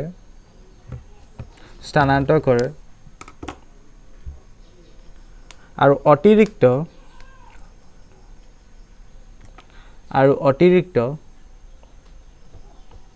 তৰল পদাৰ্থভাগ বহিকোষীয়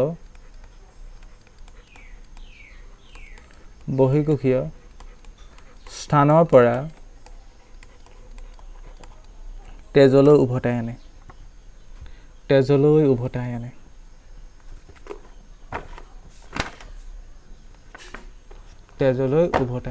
দাৰি তেন্তে মই কি লিখালোঁ? লচিকাই পাচিত আৰু শোষিত খাদ্যবস্তুবোৰ অন্তৰ পৰা স্থানান্তৰ কৰে আৰু অতিৰিক্ত তৰল খাদ্যভাগ বহিকোষীয় স্থানৰ পৰা তেজলৈ উভতাই আনে। এইটোৱে হ'ল তেন্তে আমাৰ মানুহৰ পৰিবহণ তন্ত্ৰৰ মুখ্য ভাগকেইটা আৰু ইহঁতৰ কাৰ্য। তেন্তে নেক্সট কুৱেশ্যনটোত কৈছে চাওক, পক্ষী আৰু স্তন্যপায়ী প্ৰাণীৰ বিশুদ্ধ আৰু অশুদ্ধ তেজ পৃথক কৰি ৰখাৰ কিয় প্ৰয়োজন? পক্ষী আৰু স্তন্যপায়ী প্ৰাণীবোৰ হৈছে ৰুচ্চ ৰক্তি, মানে সিহঁতৰ তেজবোৰ বহুত গৰম। আৰু এইবোৰ মানে পক্ষী আৰু স্তন্যপায়ী প্ৰাণীবোৰ তুমি এনেকৈ ভাবিব পাৰা সেইবোৰ বহুকী প্ৰাণী। তেন্তে দেহটো পৰিচালনা কৰি থাকিবলৈ সিহঁতৰ শক্তি লাগে, আৰু শক্তিৰ বাবে আমাৰ তাৰ দেহত কি হ'ব লাগিব? শ্বসন প্ৰক্ৰিয়া হ'ব লাগিব, হয়নে? আৰু শ্বসন প্ৰক্ৰিয়াৰ বাবে আমাক কি লাগে? অক্সিজেন লাগে। আৰু তেন্তে আমি বিশুদ্ধ অশুদ্ধ তেজ জানো ন? বিশুদ্ধ তেজ মানে অক্সিজেনযুক্ত আৰু অশুদ্ধ তেজ মানে অক্সিজেনবিহীন। তেন্তে আমি যদি দেহত বা পক্ষী আৰু স্তন্যপায়ী প্ৰাণীয়ে যদি দেহত বিশুদ্ধ আৰু অশুদ্ধ তেজ পৃথক কৰি ৰাখিব পাৰে, তেন্তে সিহঁতে যেতিয়া প্ৰয়োজন হ'ব বিশুদ্ধ তেজৰ পৰা অক্সিজেনখিনি আহৰণ কৰি ল'ব পাৰিব আৰু তাৰ পৰা শ্বসন কৰিব পাৰিব। কথাটো বুজি পাইছানে? বিশুদ্ধ তেজ মানে তাত অক্সিজেন থাকিব, অশুদ্ধ তেজ মানে তাত অক্সিজেন নাথাকে। যদি এইখিনি পৃথক হৈ থাকে, ডেট মিনছ তুমি গম পাবা এইখিনি বিশুদ্ধ তেজ, ইয়াত অক্সিজেন আছে, তেন্তে সেইখিনি সহায়ত তোমাৰ কামবোৰ পৰিচালনা কৰিবলৈ সহজ হ'ব। বুজি পাইছানে? সেইটোৱে কথা প্ৰথম লিখিবা। পক্ষী আৰু স্তন্যপায়ী প্ৰাণীবোৰ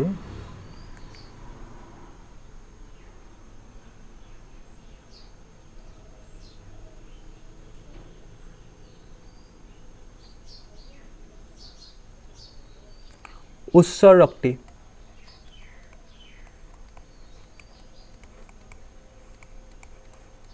দাৰি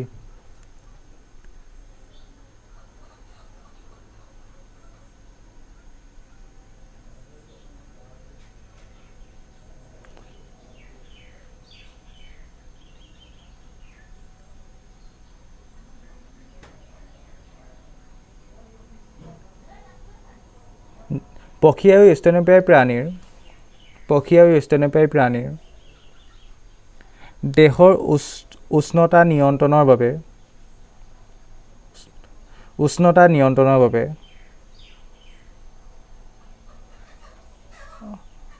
নিয়ন্ত্ৰণৰ বাবে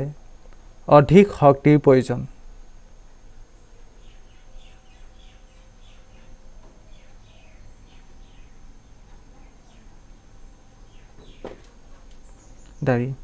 এই শক্তি উৎপন্ন কৰিবৰ বাবে পক্ষী আৰু স্তন্যপায়ী প্ৰাণীৰ দেহত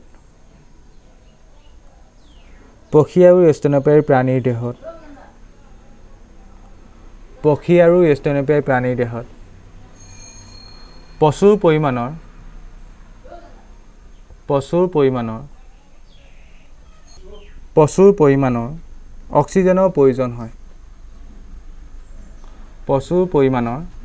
অক্সিজেনৰ প্ৰয়োজন হয়। দায়ী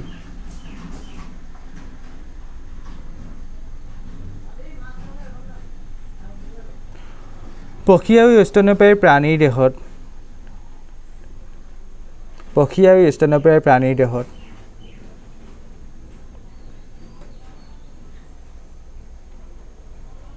বিশুদ্ধ আৰু অশুদ্ধ তেজ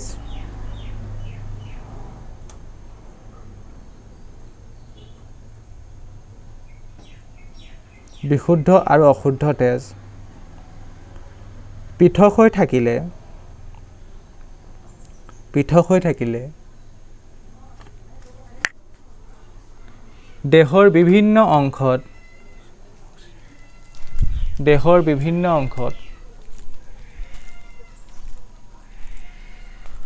যথেষ্ট পৰিমাণৰ অক্সিজেন যোগান ধৰিবৰ বাবে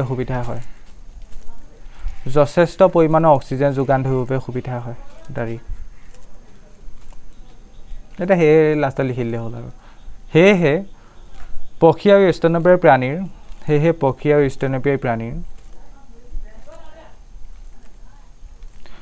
বিশুদ্ধ আৰু অশুদ্ধ তেজ পৃথক কৰি ৰখাৰ প্ৰয়োজন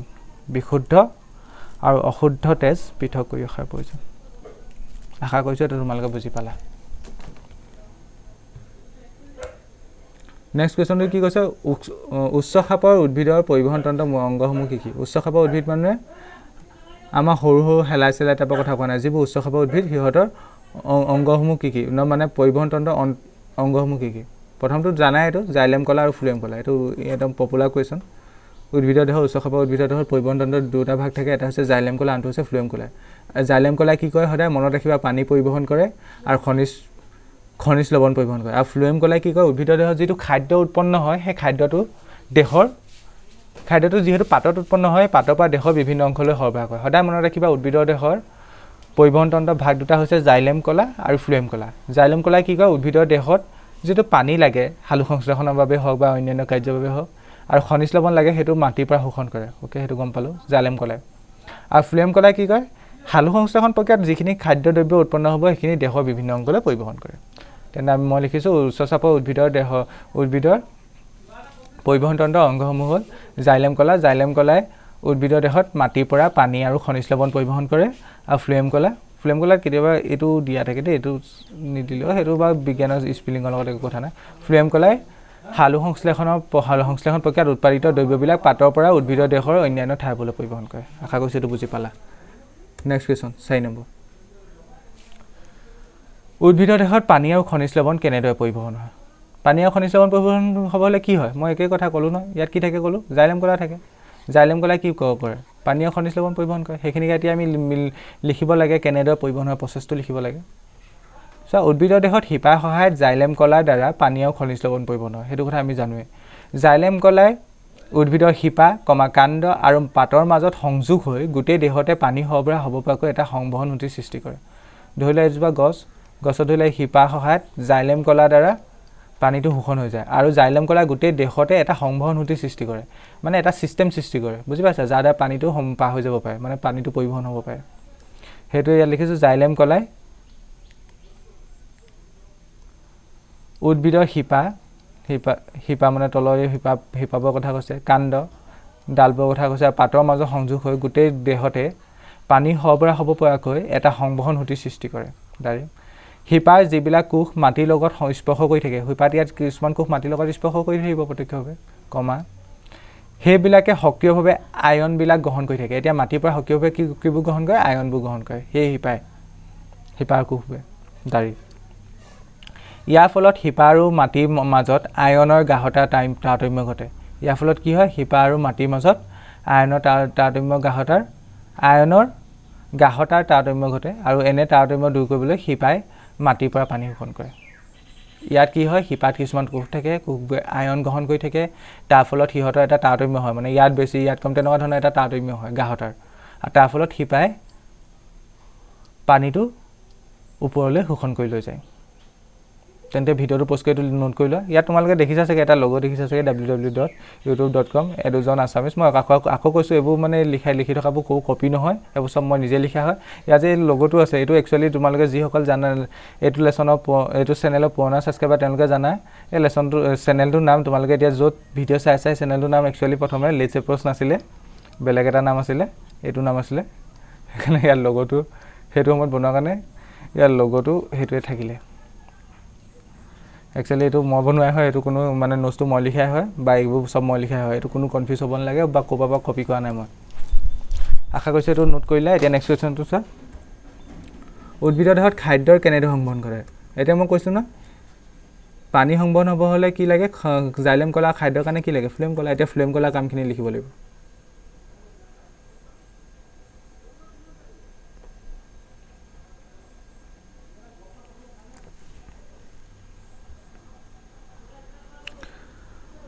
তেনে খাদ্য কেনেকৈ সংবহন ঘটে ফ্লেম কলা দ্বাৰা সেইখিনিকে আনচাৰ লিখি দিয়া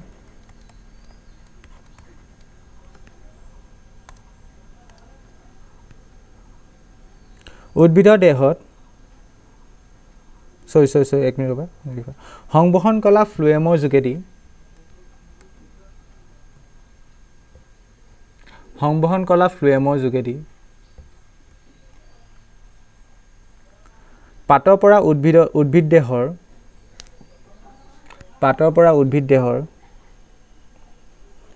বিভিন্ন অংশলৈ খাদ্যৰ সংক্ৰমণ ঘটে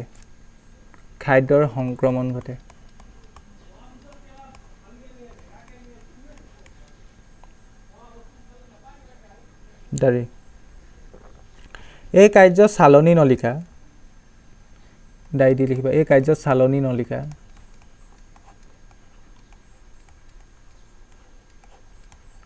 আৰু সংগী কোষৰ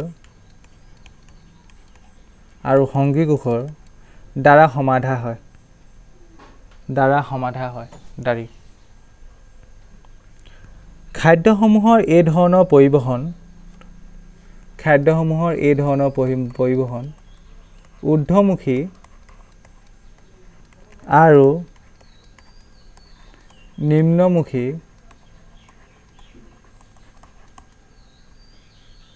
দুয়োটা দিশতে সংঘটিত হয়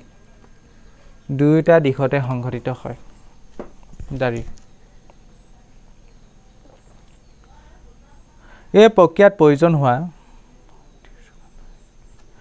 শক্তিৰ যোগান ধৰে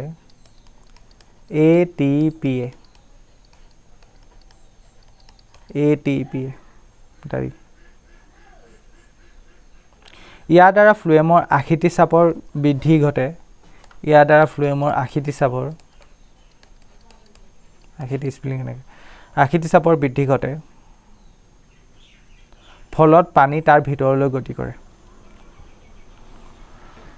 ফলত পানী তাৰ ভিতৰলৈ গতি কৰে দাৰি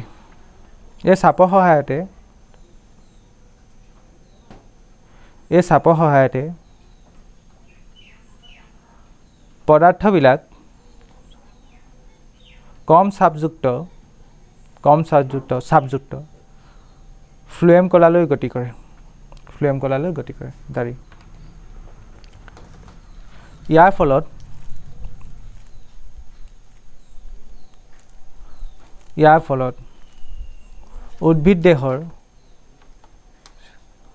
উদ্ভিদ দেহৰ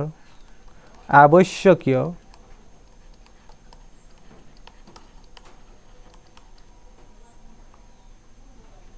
অঞ্চললৈ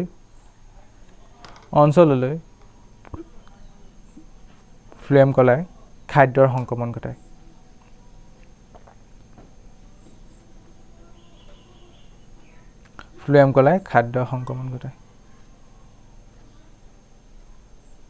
আশা কৰিছোঁ এইটো বুজি পালা নেক্সট কুৱেশ্যনটো চোৱা নেফ্ৰনৰ গঠন আৰু কাৰ্য বৰ্ণনা কৰা আৰু বৃক্কত কিছুমান নলিকা সদৃশ কিছুমান একক থাকে সেইবোৰ কি বুলি কয় নেফ্ৰন বুলি কয় আৰু সেইবোৰ কি কৰিব কৈছে আমাক গঠন আৰু কাৰ্যৰ বিষয়ে লিখিব কৈছে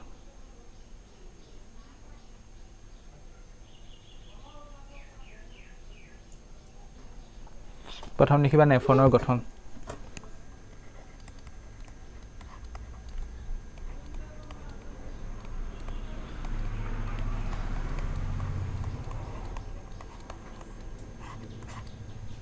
আণ্ডাৰলাইন কৰি লিখিবা নেফ্ৰন হ'ল বৃক্কত থকা নলিকাৰ একক বৃক্ক মানে কিডনি জানাই বৃক্কত থকা নলিকাৰ একক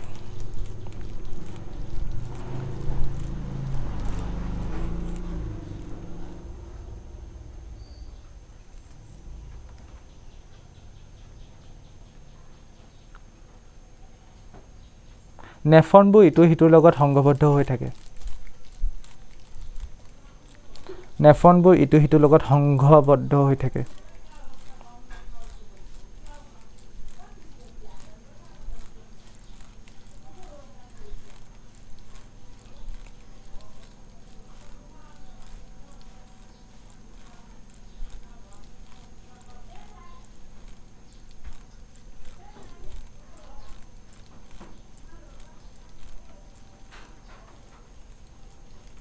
দাৰি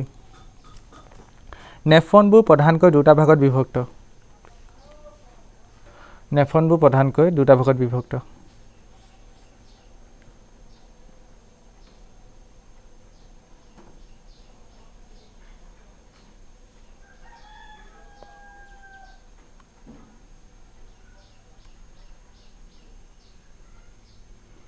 বৃক্ক কণিকা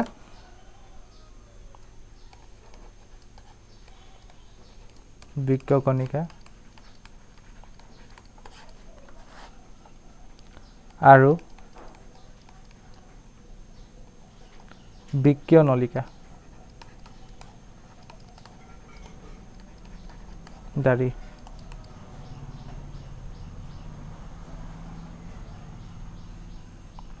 বাতি আকৃতিৰ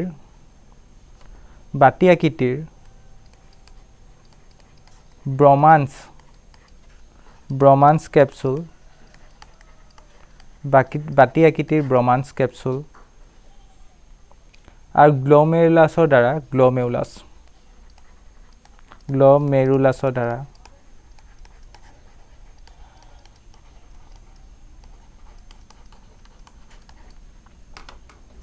বৃক্ক কণিকা গঠিত দাৰি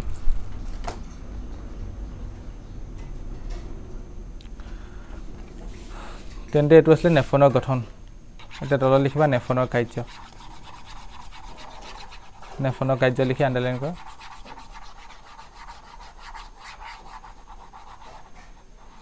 নেফ্ৰনৰ কাৰ্য কি কি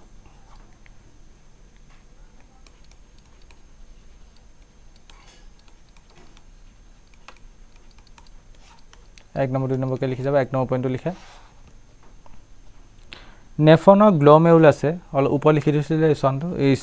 হেৰিটো স্প্ৰিংটো নেফ্ৰনৰ গ্ল'মেৰুলাছে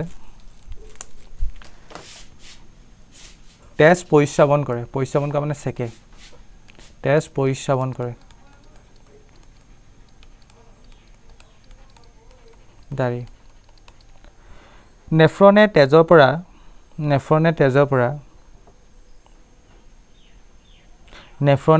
পৰা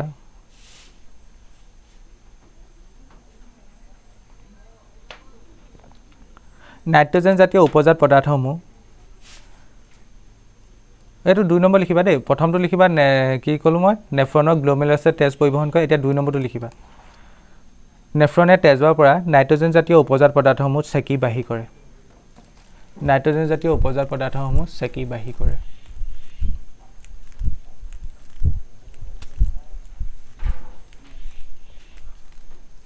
এটা 3 নম্বৰটো লিখিবা নেফ্ৰনে শৰীৰৰ কাৰণে প্ৰয়োজনীয়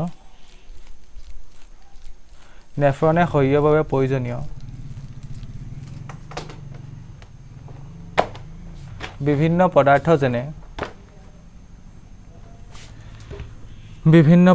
যেনে গ্লুকোজ এমিনো এচিড লৱণ আৰু প্ৰচুৰ পৰিমাণৰ পানী নলিকা অংশত অধিশোষণ কৰি লয় দাৰি সবৈকিটা লিখিলে হ'ব প্ৰথমটো লিখিলা নেফ্ৰনৰ গ্ল'মেৰুলাছে তেজ পৰিস্ৰাৱন কৰে নেফ্ৰনৰ যিটো গ্ল'মেৰুলাছ নামৰ পাৰ্ট থাকে সেই তেজটো সেকাত সহায় কৰে নেফ্ৰনে তেজৰ পৰা নাইট্ৰজেন জাতীয় উপজাত পদাৰ্থসমূহ সেকি বাহিৰ কৰে আৰু 3 নম্বৰটো লিখিলা নেফ্ৰনে শৰীৰৰ কাৰণে প্ৰয়োজনীয় বিভিন্ন পদাৰ্থ যেনে গ্লুকোজ এমিনো এচিড লৱণ আৰু প্ৰচুৰ পৰিমাণৰ পানীৰ নলিকা অংশত অধিশোষণ কৰি লয় এটা নেক্সট কুৱেশ্যনটো কৈছে চোৱা কি উপায়ে উদ্ভিদে কি উপায় বৰ্জিত পদাৰ্থ ত্যাগ কৰে এইটো কিতাপত একদম ডাইৰেক্ট আনসাৰ লিখা আছে কি উপায় বৰ্জিত পদাৰ্থ ত্যাগ কৰে হয় না বাষ্পমোচনৰ সহায়ত কৰে আমাৰ অত্যাধিক পানীভাগ উলিয়াই দিয়ে উদ্ভিদে ঠিক তেনেকৈ উদ্ভিদে মৃত কোষৰ দ্বাৰাও বৰ্জিত পদাৰ্থবোৰ বা পাতৰ দ্বাৰা হৈ পৰা আমাৰ পকা পাতবোৰ হৈ পৰে তাৰ সেই পাতবোৰৰ দ্বাৰাও বৰ্জিত পদাৰ্থ কেতিয়াবা ত্যাগ কৰে আৰু নেক্সট 3 নম্বৰ পইণ্টত উদ্ভিদে কিছুমান বৰ্জিত পদাৰ্থ কোষৰ ৰসধানীত সঞ্চিত কৰি ৰাখে আৰু উদ্ভিদে আন কিছুমান বৰ্জিত পদাৰ্থ জাইলেম কলাত ৰেজিন আৰু আঠা হিচাপে কিছুমান গেছত যে আঠা ওলাই যায় বা ৰেজিন ওলাই আহিব কি হয় উদ্ভিদজোপা বৰ্জিত পদাৰ্থ সঞ্চিত কৰি ৰাখে নেক্সট উদ্ভিদে কেতিয়াবা সিহঁতৰ চাৰিওপাশৰ মাটিটো বৰ্জিত পদাৰ্থ ত্যাগ কৰে এইটো ভাল কোৱেশ্চন এইটো কেতিয়াবা সুধি থাকে 3 নম্বৰ মানৰ কাৰণে সুধিব পাৰে পইণ্ট হিচাপে লিখিবা উদ্ভিদে কি উপায় বৰ্জিত পদাৰ্থ ত্যাগ কৰে প্ৰথমটো কি বাষ্পমোচনৰ সহায়ত মানে বাষ্পমোচনৰ সহায়ত কি হয় পাতৰ দ্বাৰা ডাইৰেক্টকে পানীখিনি ওলাই যায় অত্যাধিক পানীভাগ এৰি দিয়ে সেকেন্ডটো উদ্ভিদে দেহৰ মৃত কোষৰ কলা আৰু পাতৰ দ্বাৰা হৈ পৰা অংগ যোগেদি বৰ্জিত পদাৰ্থ ত্যাগ কৰে বৰ্জিত মানে যিখিনি অলাগতিয়াল পদাৰ্থ 3 নম্বৰটো উদ্ভিদে কিছুমান বৰ্জিত পদাৰ্থ কোষৰ ৰসধানী সঞ্চিত কৰি ৰাখে মানে এখিনি এক্সট্ৰা কৰি দিয়ে নেক্সট কিছুমান উদ্ভিদে আঠা আৰু ৰেজিন হিচাপে মানে বৰ্জিত পদাৰ্থ ত্যাগ কৰে আৰু কিছুমানে কি কৰে চাৰিকাষৰ মাটিত ডাই উলিয়াই দিয়ে ধুনীয়াকৈ ভিডিঅ'টো পোষ্ট কৰি নোট কৰি দিয়া এইটো নেক্সটটো কৈছে কেনেকৈ মূত্ৰ উৎপন্ন পৰিমাণ নিয়ন্ত্ৰণ কৰিব পাৰি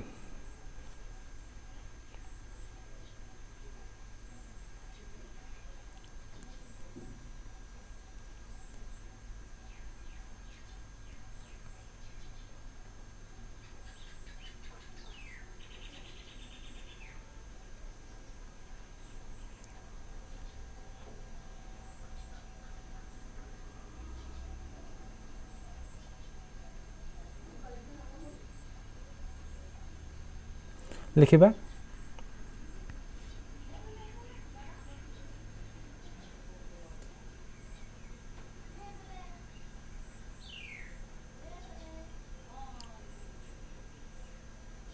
দেহত থকা অতিৰিক্ত পানী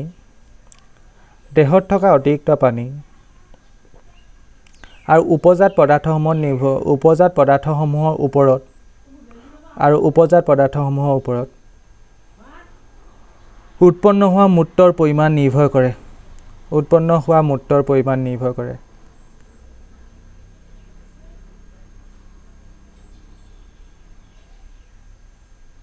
দাৰি দিয়া যেতিয়া দেহত অত্যাধিক পানী থাকে কমা তেতিয়া তৰল মূত্ৰৰ বৃহৎ পৰিমাণ মূত্ৰৰ লিখিবা তৰল মূত্ৰৰ বৃহৎ পৰিমাণ বাহিৰলৈ নিৰ্গত হয় দাৰি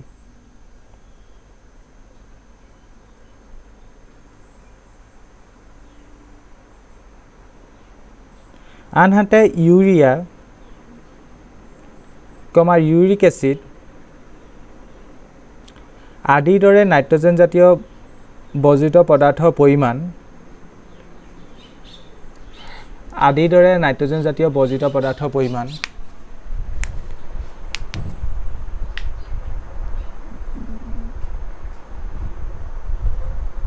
অধিক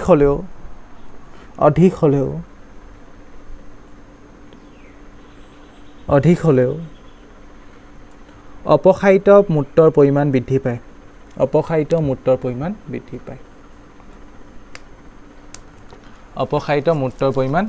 পায়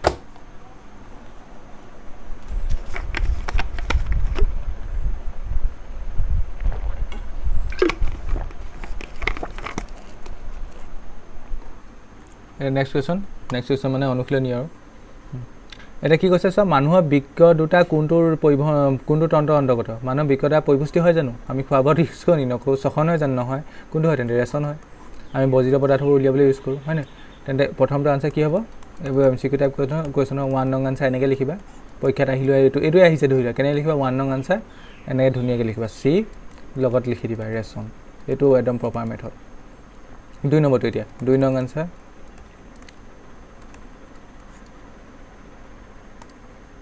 কি কৈছে সেকেন্ডত উদ্ভিদৰ দেহত জাইলেমৰ কাম কি উদ্ভিদৰ দেহত জাইলেমে কি কৰে মই অলপ দেৰি আগত কৈছিলোঁ না এটাই খাদ্য পৰিবহন কৰে দুটা থাকে জাইলেম আৰু ফ্লোয়েম এটা খাদ্য এটা পানী জাইলেমে কি কৰে পানী আৰু ফ্লোয়েমে কি কৰে খাদ্য তেন্তে অপশ্যন কোনটো হ'ব এই হ'ব পানী পৰিবহন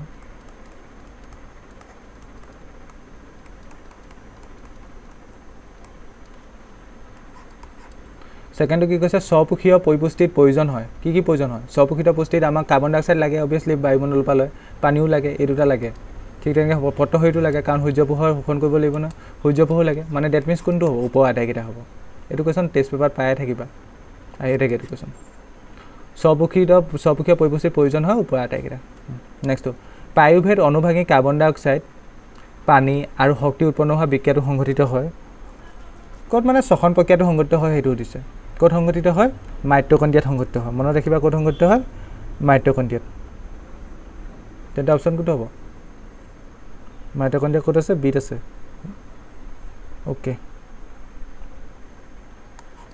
এইটো ধুনীয়াকৈ লিখিবা কেনে লিখিবা 4 নং আনসাৰ পৰীক্ষাত আহিলে কৈছোঁ মই সি মাইটকণ্ড্ৰিয়া ধুনীয়াকৈ লিখিবা নেক্সট কুৱেশ্যনটো চা পাচনত লালতিৰ ভূমিকা কি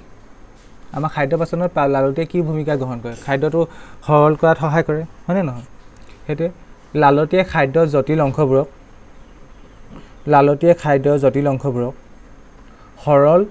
অৱস্থালৈ পৰিৱৰ্তন কৰে সেইটো গম পাওঁৱেই আমি জটিলবোৰ কি কৰে সৰল কৰে মুখ গহ্বৰত থকা লালতি গ্ৰন্থিয়ে নিঃসৰণ কৰা লালতিৰ লগত খাদ্যবস্তু মিহলি হয় আৰু ইয়াৰ ফলত খাদ্যবস্তু পাচন নলী পশ্চাদ অংশলৈ গতি কৰিবলৈ সহজ হয় আমাৰ লালতি খাদ্যবস্তুৰ লগত মিলি যোৱাৰ কাৰণে খাদ্যবস্তুখিনি পিছল হয় আৰু আমাৰ মুখৰ পৰা সেইখিনি পাৰ হৈ যাবলৈ সহজ হয় বুজি পালানে কথাটো তদুপৰি লালতিত থকা উৎসেচক লালতি এমাইলেজে লালতিত এবিধ উৎসেচক থাকে মই অথনিও কৈছিলোঁ সেইটো কি বুলি কয় লালতি এমাইলেজে খাদ্যৰ চেতহা অংশ খাদ্যৰ যিটো চেতহা অংশ থাকে সেইটোক ভাঙি সৰল শ্ৰেণীলৈ ৰূপান্তৰ কৰে তেনে এইটো ইম্পৰ্টেণ্ট 2 নম্বৰ কাৰণে আহিলে ধুনীয়াকৈ লিখিবা এইখিনি কথা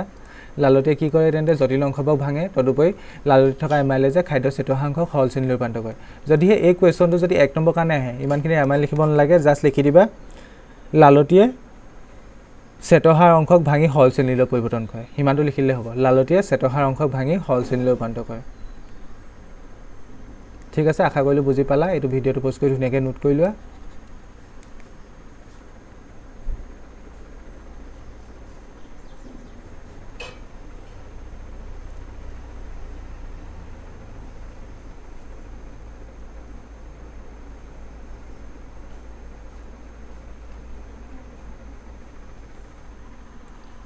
নেক্সট কুৱেশ্যন স্বপোষিত পুষ্টিৰ কাৰণে কি কি কাৰকৰ প্ৰয়োজন হয় 1 মিনিট ৰ'বাচোন মই ডাইৰেক্ট 6 পালোগৈ যে কুৱেশ্যন এটা এৰি থৈ গ'লোঁ নি অসমীয়া কিতাপখনতো 4 পৰা ডাইৰেক্ট 6 আছে মোৰ ঘৰ যিখন আছে 1 মিনিট ৰ'বা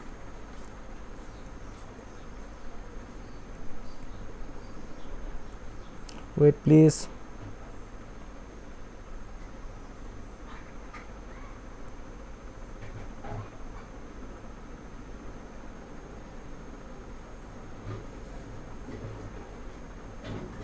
কুৱেশ্যন নম্বৰ 5টো আছে দেই মই ডাইৰেক্ট 6টো কৰালোঁ এইটোলৈকে 4 আছিলে তাৰপৰা এইটো ডাইৰেক্ট 6 হৈ গ'ল 5টো মোক যিখন কিতাপ আছে এইটো নাই কিন্তু মই এতিয়া ইংলিছ মিডিয়ামৰ কিতাপখন চাইছোঁ 5টো আছে হাউ আৰ মোক কৈ দিম ইংলিছত কি হ'ব অসমীয়াত কি হ'ব phase digested in hour bodies তোমালোকৰ নতুন কিতাপ এডিশ্যনৰ কিতাপ যদি তাত থাকিব পাৰে এতিয়া মোক বহুত কৈছোঁ ন পুৰণা কিতাপ এখন মোৰ ইয়াত মই এইটো কুৱেশ্যন নাই ডাইৰেক্ট 6টো আছে does this process take place যাৰ আছে ভালে কথা কুৱেশ্যনটো আৰু যাৰ নাই তাৰ তেওঁলোকৰ কাৰণে মই এইটো অসমীয়াত কি হ'ব মই কৈ দিছোঁ তোমালোকে এইটো অসমীয়াত লিখি ল'বা কুৱেশ্যনটো লিখি ল'বা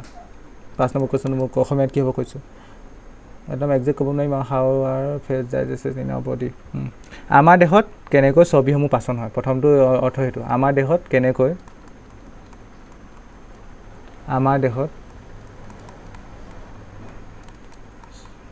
কাৰোবাৰ কিতাপত নাই যদি লিখি লোৱা চৰ্বিসমূহ কেনেকৈ পাচন হয় আমাৰ দেহত চৰ্বিসমূহ কেনেকৈ পাচন হয় হ'ব এইটো কুৱেশ্যন আগত লিখিলে আছোঁ কোনো কথা নাই 6 পিছত এতিয়া 5টো কৈ দিবা কেনেকৈ পাচন হয় প্ৰশ্নবোধক চিন এই প্ৰক্ৰিয়াটো ক'ত সংঘটিত হয় where does this process takes place তাক অসমীয়াত ক'লে কি হ'ব এই প্ৰক্ৰিয়াটো ক'ত সংঘটিত হয় এটো জেড মানে এটো জেডে হ'ব লাগিব হয়নে সংঘটিত হয় সেইকাৰণে মই নথকা কুৱেশ্যন মোক কিতাপত নাই যদি এইটো কৈ দিছোঁ সংঘটিত হয় এতিয়া ইয়াৰ আনচাৰটো লিখিবা মই কৈ যাম কি কৈছে আমাৰ কুৱেশ্যনটো আমাৰ দেহত চৰ্বিসমূহ কেনেদৰে পাচন হয় চৰ্বিসমূহ চৰ্বি ক'ত পাচন হয় ক্ষুদ্ৰান্তত হয় লিখা চৰ্বিসমূহ ক্ষুদ্ৰান্তত বৃহৎ খণ্ডযুক্ত আকাৰত থাকে দাড়ি যকিতে নিঃসৰণ কৰা নিঃসৰণৰ স্পেলিং এনেকৈ যকিতে নিঃসৰণ কৰা যকিত লিখিব পাৰিছেনে যটো বগীয়া জ দি নিদিবা আকৌ এইটো যকিতে নিঃসৰণ কৰা দাড়ি দি লিখিবা যকিতে নিঃসৰণ কৰা পিত্তৰসত ইয়াত লিখিবই জেগা নেকি অকল পিত্তৰসত থকা পিত্ত লৱণে এইবোৰ সৰু সৰু খণ্ডলৈ ৰূপান্তৰিত কৰাৰ পিছত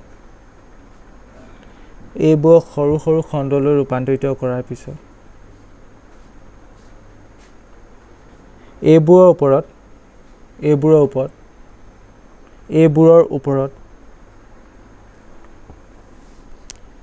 ওপৰত কি লিখিবা অগ্নাশয় ৰসত থকা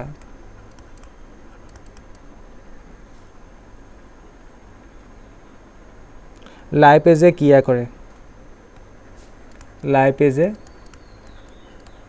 কৰে দাড়ি অৱশেষত ক্ষুদ্ৰান্তৰ ৰসত থকা ক্ষুদ্ৰান্ত লিখিব পাৰিছেনে অৱশেষত ক্ষুদ্ৰান্তৰ ৰসত থকা উচ্চেচকে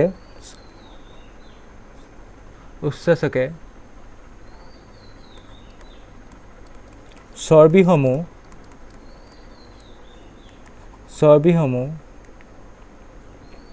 ফেটি এচিড এইটো প্ৰনাউন্স স্পেলিং ফেটি এচিড আৰু গ্লিচাৰললৈ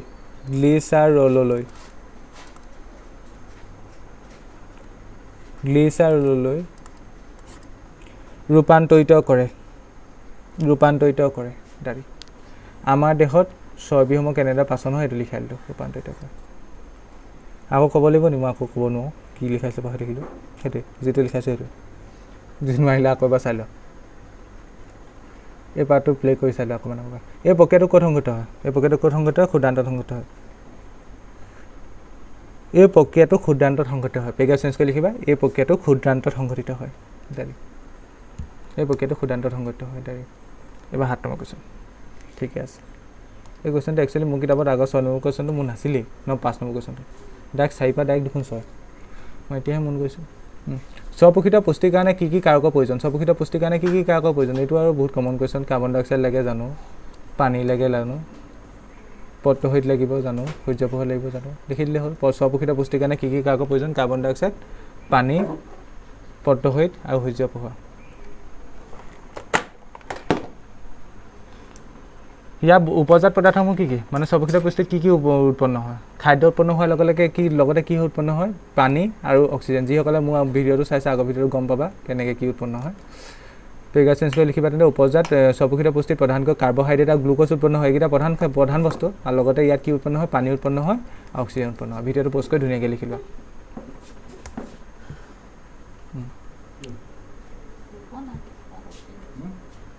নেক্সট কুৱেশ্যনটো চোৱা নেক্সট কুৱেশ্যনটো কি কৈছে সবাত আৰু অবাত শ্বসনৰ মাজৰ পাৰ্থক্য কি আৰু সবাত আৰু অবাত শ্বসন সম্পাদন কৰা প্ৰাণীৰ নাম লিখিব কৈছে সদায় পাৰ্থক্য বুলি ক'লে কুলম বনাবা দুটা কুলম বনাই ল'লোঁ এটাত লিখিম কি তেন্তে সবাত আৰু অবাত শ্বসনৰ মাজৰ পাৰ্থক্য এফালে লিখিবা সবাত শ্বসন আনফালে লিখিবা অবাত শ্বসন সবাত শ্বসনটো কি হয় অক্সিজেনৰ উপস্থিতিত হয় প্ৰথম পইণ্ট সেইটোৱে সবাত শ্বসন অক্সিজেনৰ উপস্থিতিত সংঘটিত হয় সেইটো 1 নম্বৰ অবাত শ্বসনটো কি হয় অক্সিজেনৰ অনুপস্থিতিত সংঘটিত হয় এইটো কথা বুজি পালোঁ অথনিও বুজাইছিলোঁ মই এইটো কথা সবাত শ্বসন বহুকী জীৱৰ ক্ষেত্ৰত হয় সেইটোও জানো আমি 2 নম্বৰ পইণ্ট সবাত শ্বসন ক'ত হয় বহুকী জীৱৰ ক্ষেত্ৰত আৰু অবাত শ্বসন এককী প্ৰাণী দেহত সংঘটিত হয় এইটোও জানো আমি সবাত শ্বসন কোষ পৰশ আৰু মাইটকণ্ড্ৰিয়াত সংঘটিত হয় ক'ত সংঘটিত হয় কোষ পৰশ আৰু মাইটকণ্ড্ৰিয়াত আৰু অবাত শ্বসন ক'ত সংঘটিত হয় কেৱল কোষ পৰশত সংঘটিত হয় মনত ৰাখিবা সবাত শ্বসন কোষ পৰশ আৰু মাইটকণ্ড্ৰিয়া আৰু অবাত শ্বসন কেৱল কোষ পৰশত সবাত শ্বসনত প্ৰচুৰ পৰিমাণৰ শক্তি উৎপন্ন হয় এইটো এটা ইম্পৰ্টেণ্ট সবাত শ্বসনত কি উৎপন্ন হয় প্ৰচুৰ পৰিমাণৰ শক্তি আৰু অবাত শ্বসনত কম পৰিমাণৰ শক্তি উৎপন্ন হয় বুজি পালা এতিয়া সবাত শ্বসন সম্পাদন কৰা প্ৰাণীৰ নাম লিখা। সবাত শ্বসন সম্পাদন কৰা কি চব বহুমুখী প্ৰাণী লিখি দিবা, যি মনলেহে লিখি দিবা। মানুহ, গৰু, গাধ, জলহস্তী চব লিখি দিবা যি মনলেহে। সদায় আনকমন লিখিবা। মাষ্টৰ ভাল বহি চাওঁতেও মানে মাষ্টৰ এক্সটাৰ্নেলৰ বহি চাওঁতেও ভাবিব কিবোৰ উদাহৰণ দিছে। কাটিবতো নোৱাৰে। মানুহ, গৰু, গাধ, জলহস্তী এইবোৰ লিখিলে কাটিব পাৰিব নি? নোৱাৰে, কাৰণ সেইবোৰ বহুমুখী প্ৰাণী। সেইবোৰত কি হয়? শ্বসন প্ৰক্ৰিয়া সংঘটিত হয়, সবাত শ্বসন সংঘটিত হয়। মই ইয়াত নালিখাব। মানুহ, গৰু লিখিলোঁ, ছাগলী লিখিলোঁ, হাতী লিখিলোঁ। ইচ্ছা কৰিলে ইয়াত জলহস্তীও লিখি দিব পাৰা, গাধও লিখি দিব পাৰা, যি মনলৈ আহে। খালি বহুমুখী হ'ব লাগিব। সেইবোৰ হ'ল সবাত শ্বসন। আৰু অবাত শ্বসন সম্পন্ন কৰা কি হয়? এককী প্ৰাণী ইষ্টত হয় আৰু বেক্টেৰিয়াত হয়। ইয়াত সেইবোৰ লিখিলে গ'ল খালি। ইয়াত মানুহ, গৰু, গাধ, জলহস্তী লিখিলে হ'ল আৰু। এইটো ভিডিঅ'টো প'ষ্ট কৰি লিখি লোৱা।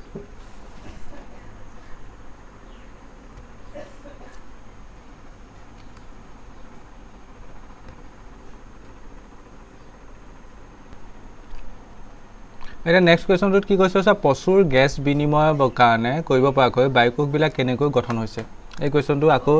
এটা লং কুৱেশ্যনত আহে। কেতিয়াবা 5 নম্বৰ কাৰণেও মই কুৱেশ্যনটো অহা দেখিছোঁ,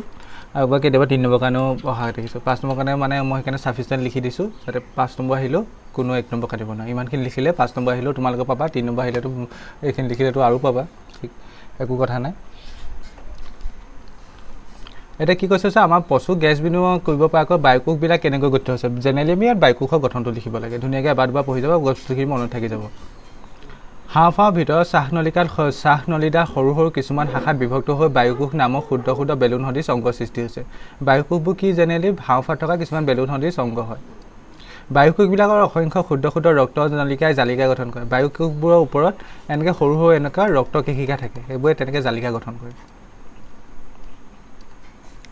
বায়ুকোষৰ বেৰ অত্যন্ত পাতল আৱৰণী কলাৰে গঠিত। বায়ুকোষৰ বেৰবোৰ কিহে গঠিত? পাতল আৱৰণী কলাৰে। ইয়াৰ মাজে গেছৰ অণুবোৰ অনায়াসে চলাচল কৰিব পাৰে।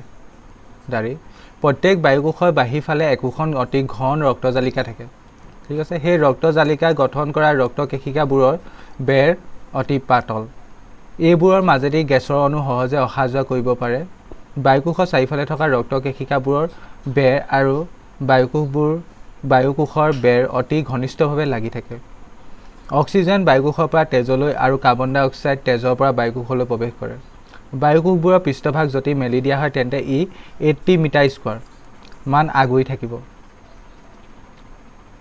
কিমান ডাঙৰ হৈ যাব গম পাইছানে? 80 মিটাৰ স্কোৱাৰ। বায়ুকোষৰ এই বিস্তৃত পৃষ্ঠই প্ৰচুৰ পৰিমাণে গেছৰ বিনিময়ত মুখ্য ভূমিকা লয়। মানে জেনেৰেলি কিছুমান বায়ুকোষৰ ওপৰত তেনে ৰক্ত কেশিকা থাকে, ৰক্ত কেশিকাবোৰে এনেকৈ জালিকা সদৃশ গঠন কৰে। বুজি পাইছানে? এই জালিকাবোৰৰ সহায়তে বেছিকেলি তুমি ক'ব পাৰা যে গেছখিনি আদান প্ৰদান হয়। ধুনীয়াকৈ পেৰাগ্ৰাফটো 2-3 বাৰ পঢ়িবা, নিজে কথাখিনি আয়ত্ত হৈ যাব। আৰু অকণমান ফৰ্মেটটো কেনেকৈ কোনটো কি কি আছে সেইটো অকণমান মনত ৰাখিবলৈ চাবা। এইবোৰতো ইমান বুজি পাবলগীয়া কথা নহয়। কেনেকৈ গঠন হৈছে গঠনটোহে লিখিছোঁ। সেইকাৰণে ভিডিঅ'টো প'ষ্ট কৰি ধুনীয়াকৈ তোমালোকে এইটো লিখি লোৱা।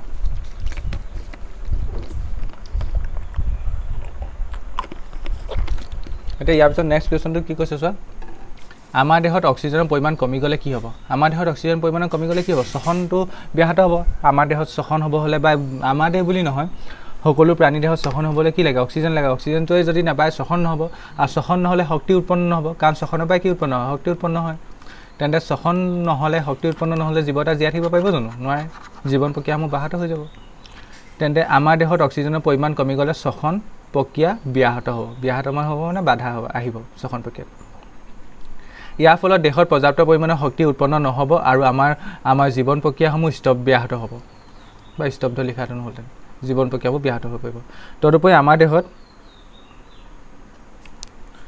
আমাৰ দেহৰ পেশীকোষত অক্সিজেনৰ পৰিমাণ কমি গ'লে লেক্টিক এচিড উৎপন্ন হয়। অথনি কৈছোঁ যে যাৰ ফলত হিয়ামুৰিড হয়, যাৰ ফলত আমাৰ দেহত হিয়ামুৰিড হয়। বেছিকেলি এইটো মনত ৰাখিবা, আমাৰ দেহত অক্সিজেনৰ পৰিমাণ কমি গ'লে 1 নম্বৰ কাৰণে সোধে যদি কি হ'ব, তেতিয়া শ্বসন প্ৰক্ৰিয়া ব্যাহত হ'ব, সেইটো লিখিলে হ'ব। তাৰ ফলত শক্তি উৎপন্ন নহ'ব। যদি 2 নম্বৰ মানৰ কাৰণে সোধে, ইমানখিনি লিখি দিবা,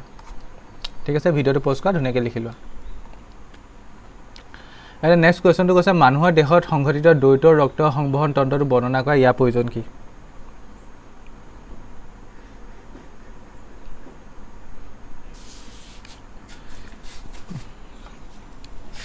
আনচাৰ লিখিবা। প্ৰথম এইটো লিখি লওঁ, মানুহৰ দেহত সংঘটিত দ্বৈত ৰক্ত সংবহন তন্ত্ৰটো। মানুহৰ দেহত তেজ চলাচলৰ এটা চক্ৰ সম্পূৰ্ণ হওঁতে চক্ৰটো এনেকৈ চক্ৰ সম্পূৰ্ণ হওঁতে হৃদযন্ত্ৰৰ মাজেৰে তেজ দুবাৰ পৰিবাহিত হয় দাঢ়ি। ইয়াকে তেজৰ দ্ৰুত পৰিবহণ বোলে। দ্ৰুত প্ৰনাউন্স সেইটো এনেকৈ দ্ৰুত পৰিবহণ বোলে দাঢ়ি। একেলগে লিখিবা। মানুহৰ দেহৰ বিভিন্ন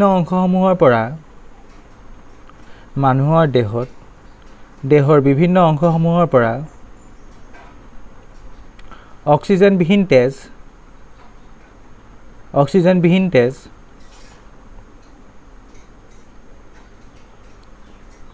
হৃদযন্ত্ৰৰ সু অলিন্দত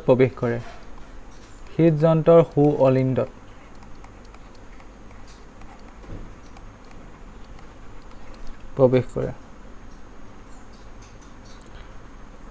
য'ৰ পৰা দাইছে নিবা মই ক'লেহে দিবা। প্ৰৱেশ কৰে য'ৰ পৰা ই সু নিলয়ত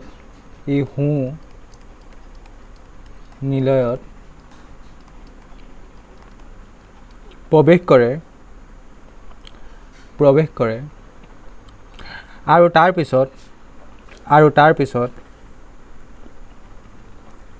সু নিলয়টো সংকুচিত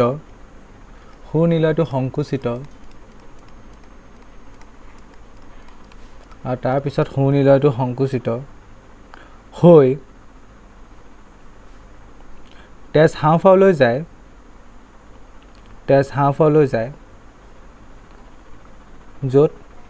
তেজসমূহ অক্সিজেনযুক্ত হয়। এতিয়া দাই দিবা য'ত তেজসমূহ অক্সিজেনযুক্ত হয় দাই। এই অক্সিজেনযুক্ত তেজসমূহ তাৰ পিছত বাওঁ অলিন্দলৈ আহে আৰু বাওঁ নিলয় হৈ দেহৰ সকলো অংশলৈ যায় দাঢ়ি। এই সম্পূৰ্ণ চক্ৰটোত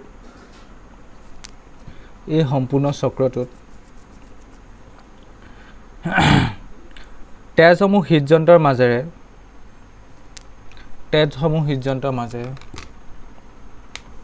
দুবাৰ পৰিবাহিত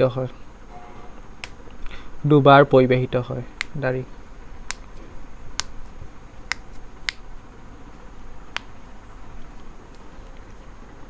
কি লিখালো মই এবাৰ কৈ দিছোঁ, তোমালোকে মিলাই চাই যাবা। মানুহৰ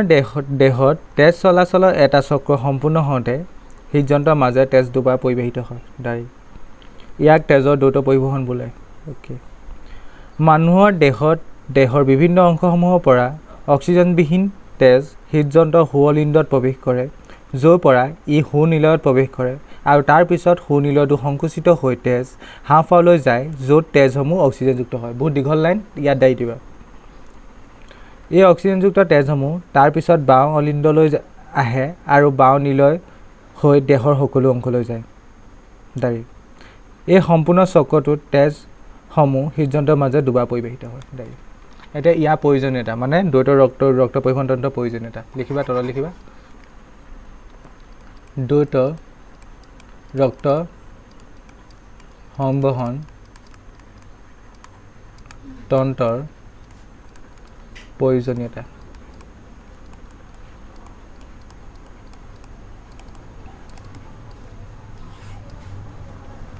এক নম্বৰ লিখিবা।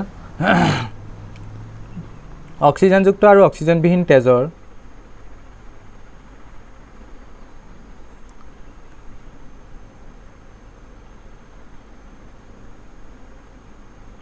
সম্পূৰ্ণ পৃথকীকৰণ সুনিশ্চিত কৰিবলৈ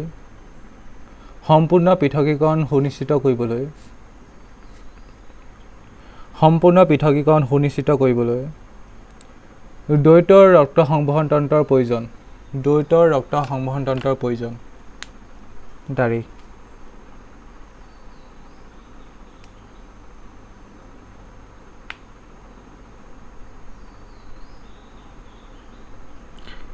ই দেহৰ উষ্ণতা নিয়ন্ত্ৰণৰ উদ্দেশ্যে একেলগে লিখিবা ই দেহৰ উষ্ণতা নিয়ন্ত্ৰণৰ উদ্দেশ্যে নিৰ্দিষ্ট পৰিমাণৰ শক্তি উৎপন্ন কৰাত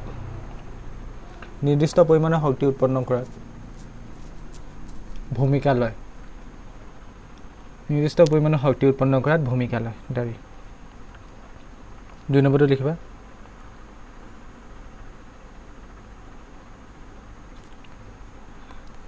দেহৰ কোষসমূহলৈ সঠিক পৰিমাণৰ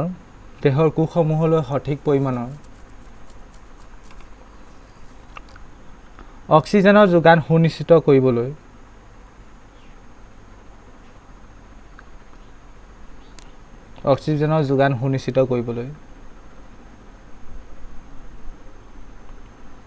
দ্বৈত ৰক্ত সংবহন তন্ত্ৰৰ প্ৰয়োজন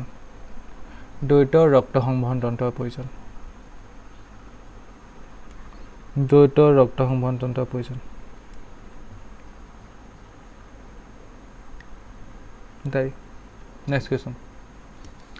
বানোৱা জাইলেম আৰু ফ্লেম দ্ৰব্য পৰিবহণৰ পাৰ্থক্যসমূহ কি মানে জাইলেমৰ পৰিবহণ আৰু ফ্লেমৰ পৰিবহণৰ তোমাৰ ডেফিনেট পাৰ্থক্যখিনি লিখিব কৈছোঁ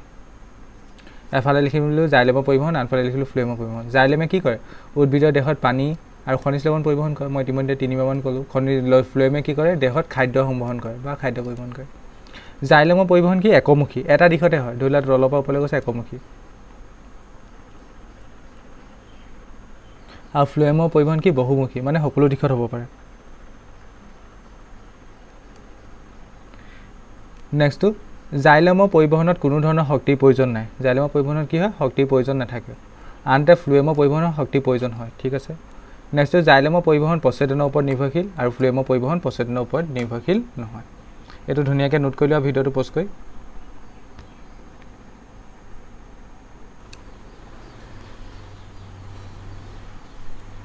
তেন্তে এইটো লিখিলা এটা নেক্সট কুৱেশ্যনটোত কি কৈছে চোৱা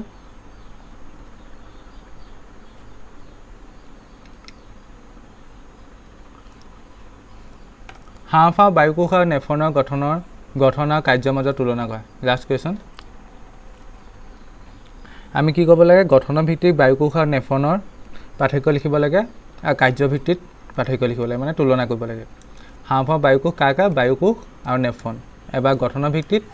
এবাৰ কাৰ্যভিত্তিত ওকে প্ৰথমটো লিখি ল'বা গঠন ভিত্তিত বুলি লিখি ল'বা আনচাৰটো লিখোঁতে গঠন ভিত্তিক বুলি লিখি ল'বা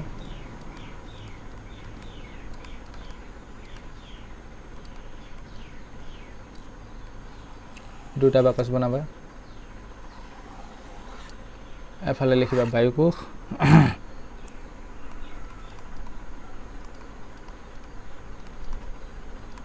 আনফালে লিখিবা নেফ্ৰন এতিয়া 1 নম্বৰ লিখিবা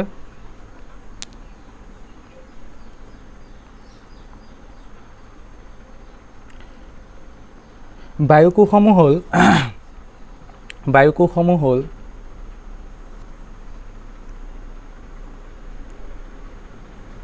হাঁওফাঁওৰ ভিতৰত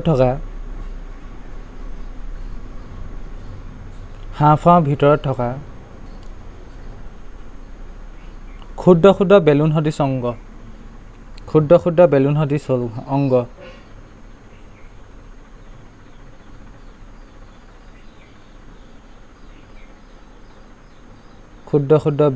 অংগ এইফালে 1 নম্বৰ লিখিবা নেফ্ৰন হ'ল বৃক্কত থকা নলিকাৰ একক একক 2 নম্বৰ লিখিবা বায়ুকোষসমূহ আকৃতিত বায়ুমোনাৰ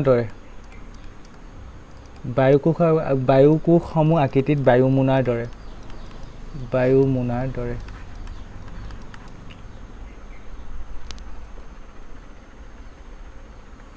এইফালে লিখিবা নেফ্ৰনবোৰ চুঙা আকৃতিৰ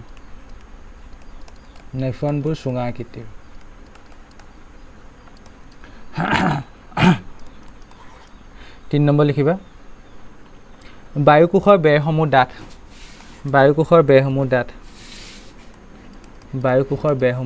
গঠন ভিত্তিক লিখিব কৈছে ন 3 নম্বৰ এইফালে লিখিবা নেফ্ৰনৰ বেৰসমূহ পাতল বা নেফ্ৰনৰ বেৰ পাতল 4 নম্বৰ লিখিবা এইবোৰৰ বেৰত মানে বায়ুকোষৰ বেৰৰ কথা কৈছে এইবোৰৰ বেৰত ৰক্তজালিকা বিস্তৃত হৈ থাকে এইবোৰৰ বেৰত ৰক্তজালিকা বিস্তৃত হৈ থাকে এফালে লিখিবা 4 নম্বৰ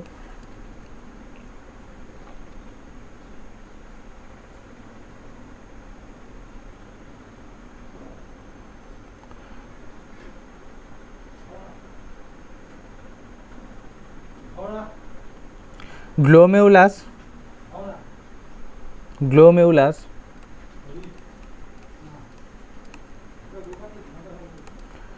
কমা ব্ৰমাঞ্চ কেপচুল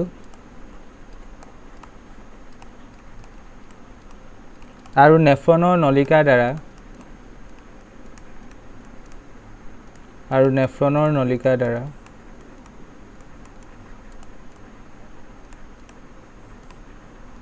বৃক্কৰ নেফ্ৰন গঠিত তেন্তে এইকেইটা আছিলে গঠন ভিত্তি এবাৰ আকৌ এইটো টেবুলখন ক্লোজ কৰি দিয়া এবাৰ কাৰ্যভিত্তি লিখিম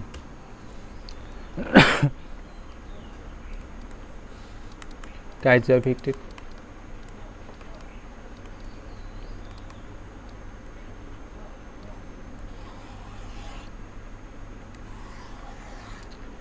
এফালে লিখিবা বায়ুকোষ আনফালে লিখিবা নেফ্ৰন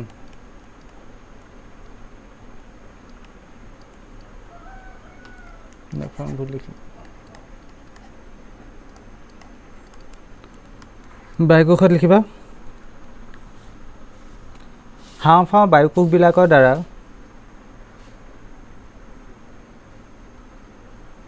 হাওঁফাওঁ বায়ুকোষবিলাকৰ দ্বাৰা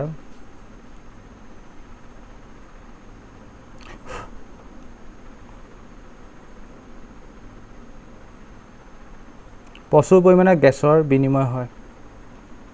প্ৰচুৰ পৰিমাণে গেছৰ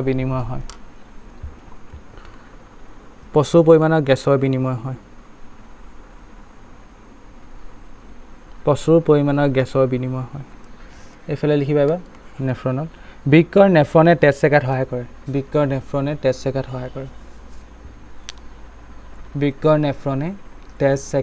কৰে ডিঙি চেচাই গ'ল কণ্টিনিউ ভিডিঅ' বনাইছোঁ তেজ চেকাত সহায় কৰে এইফালে লিখিবা এইপিনে 2 নম্বৰ বায়ুকোষবিলাকে শ্বসন কাৰ্যত অৰিহণা যোগায়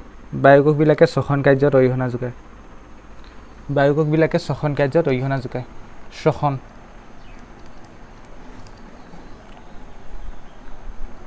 এইফালে লিখিবা নেফ্ৰনে ৰেচন কাৰ্যত অৰিহণা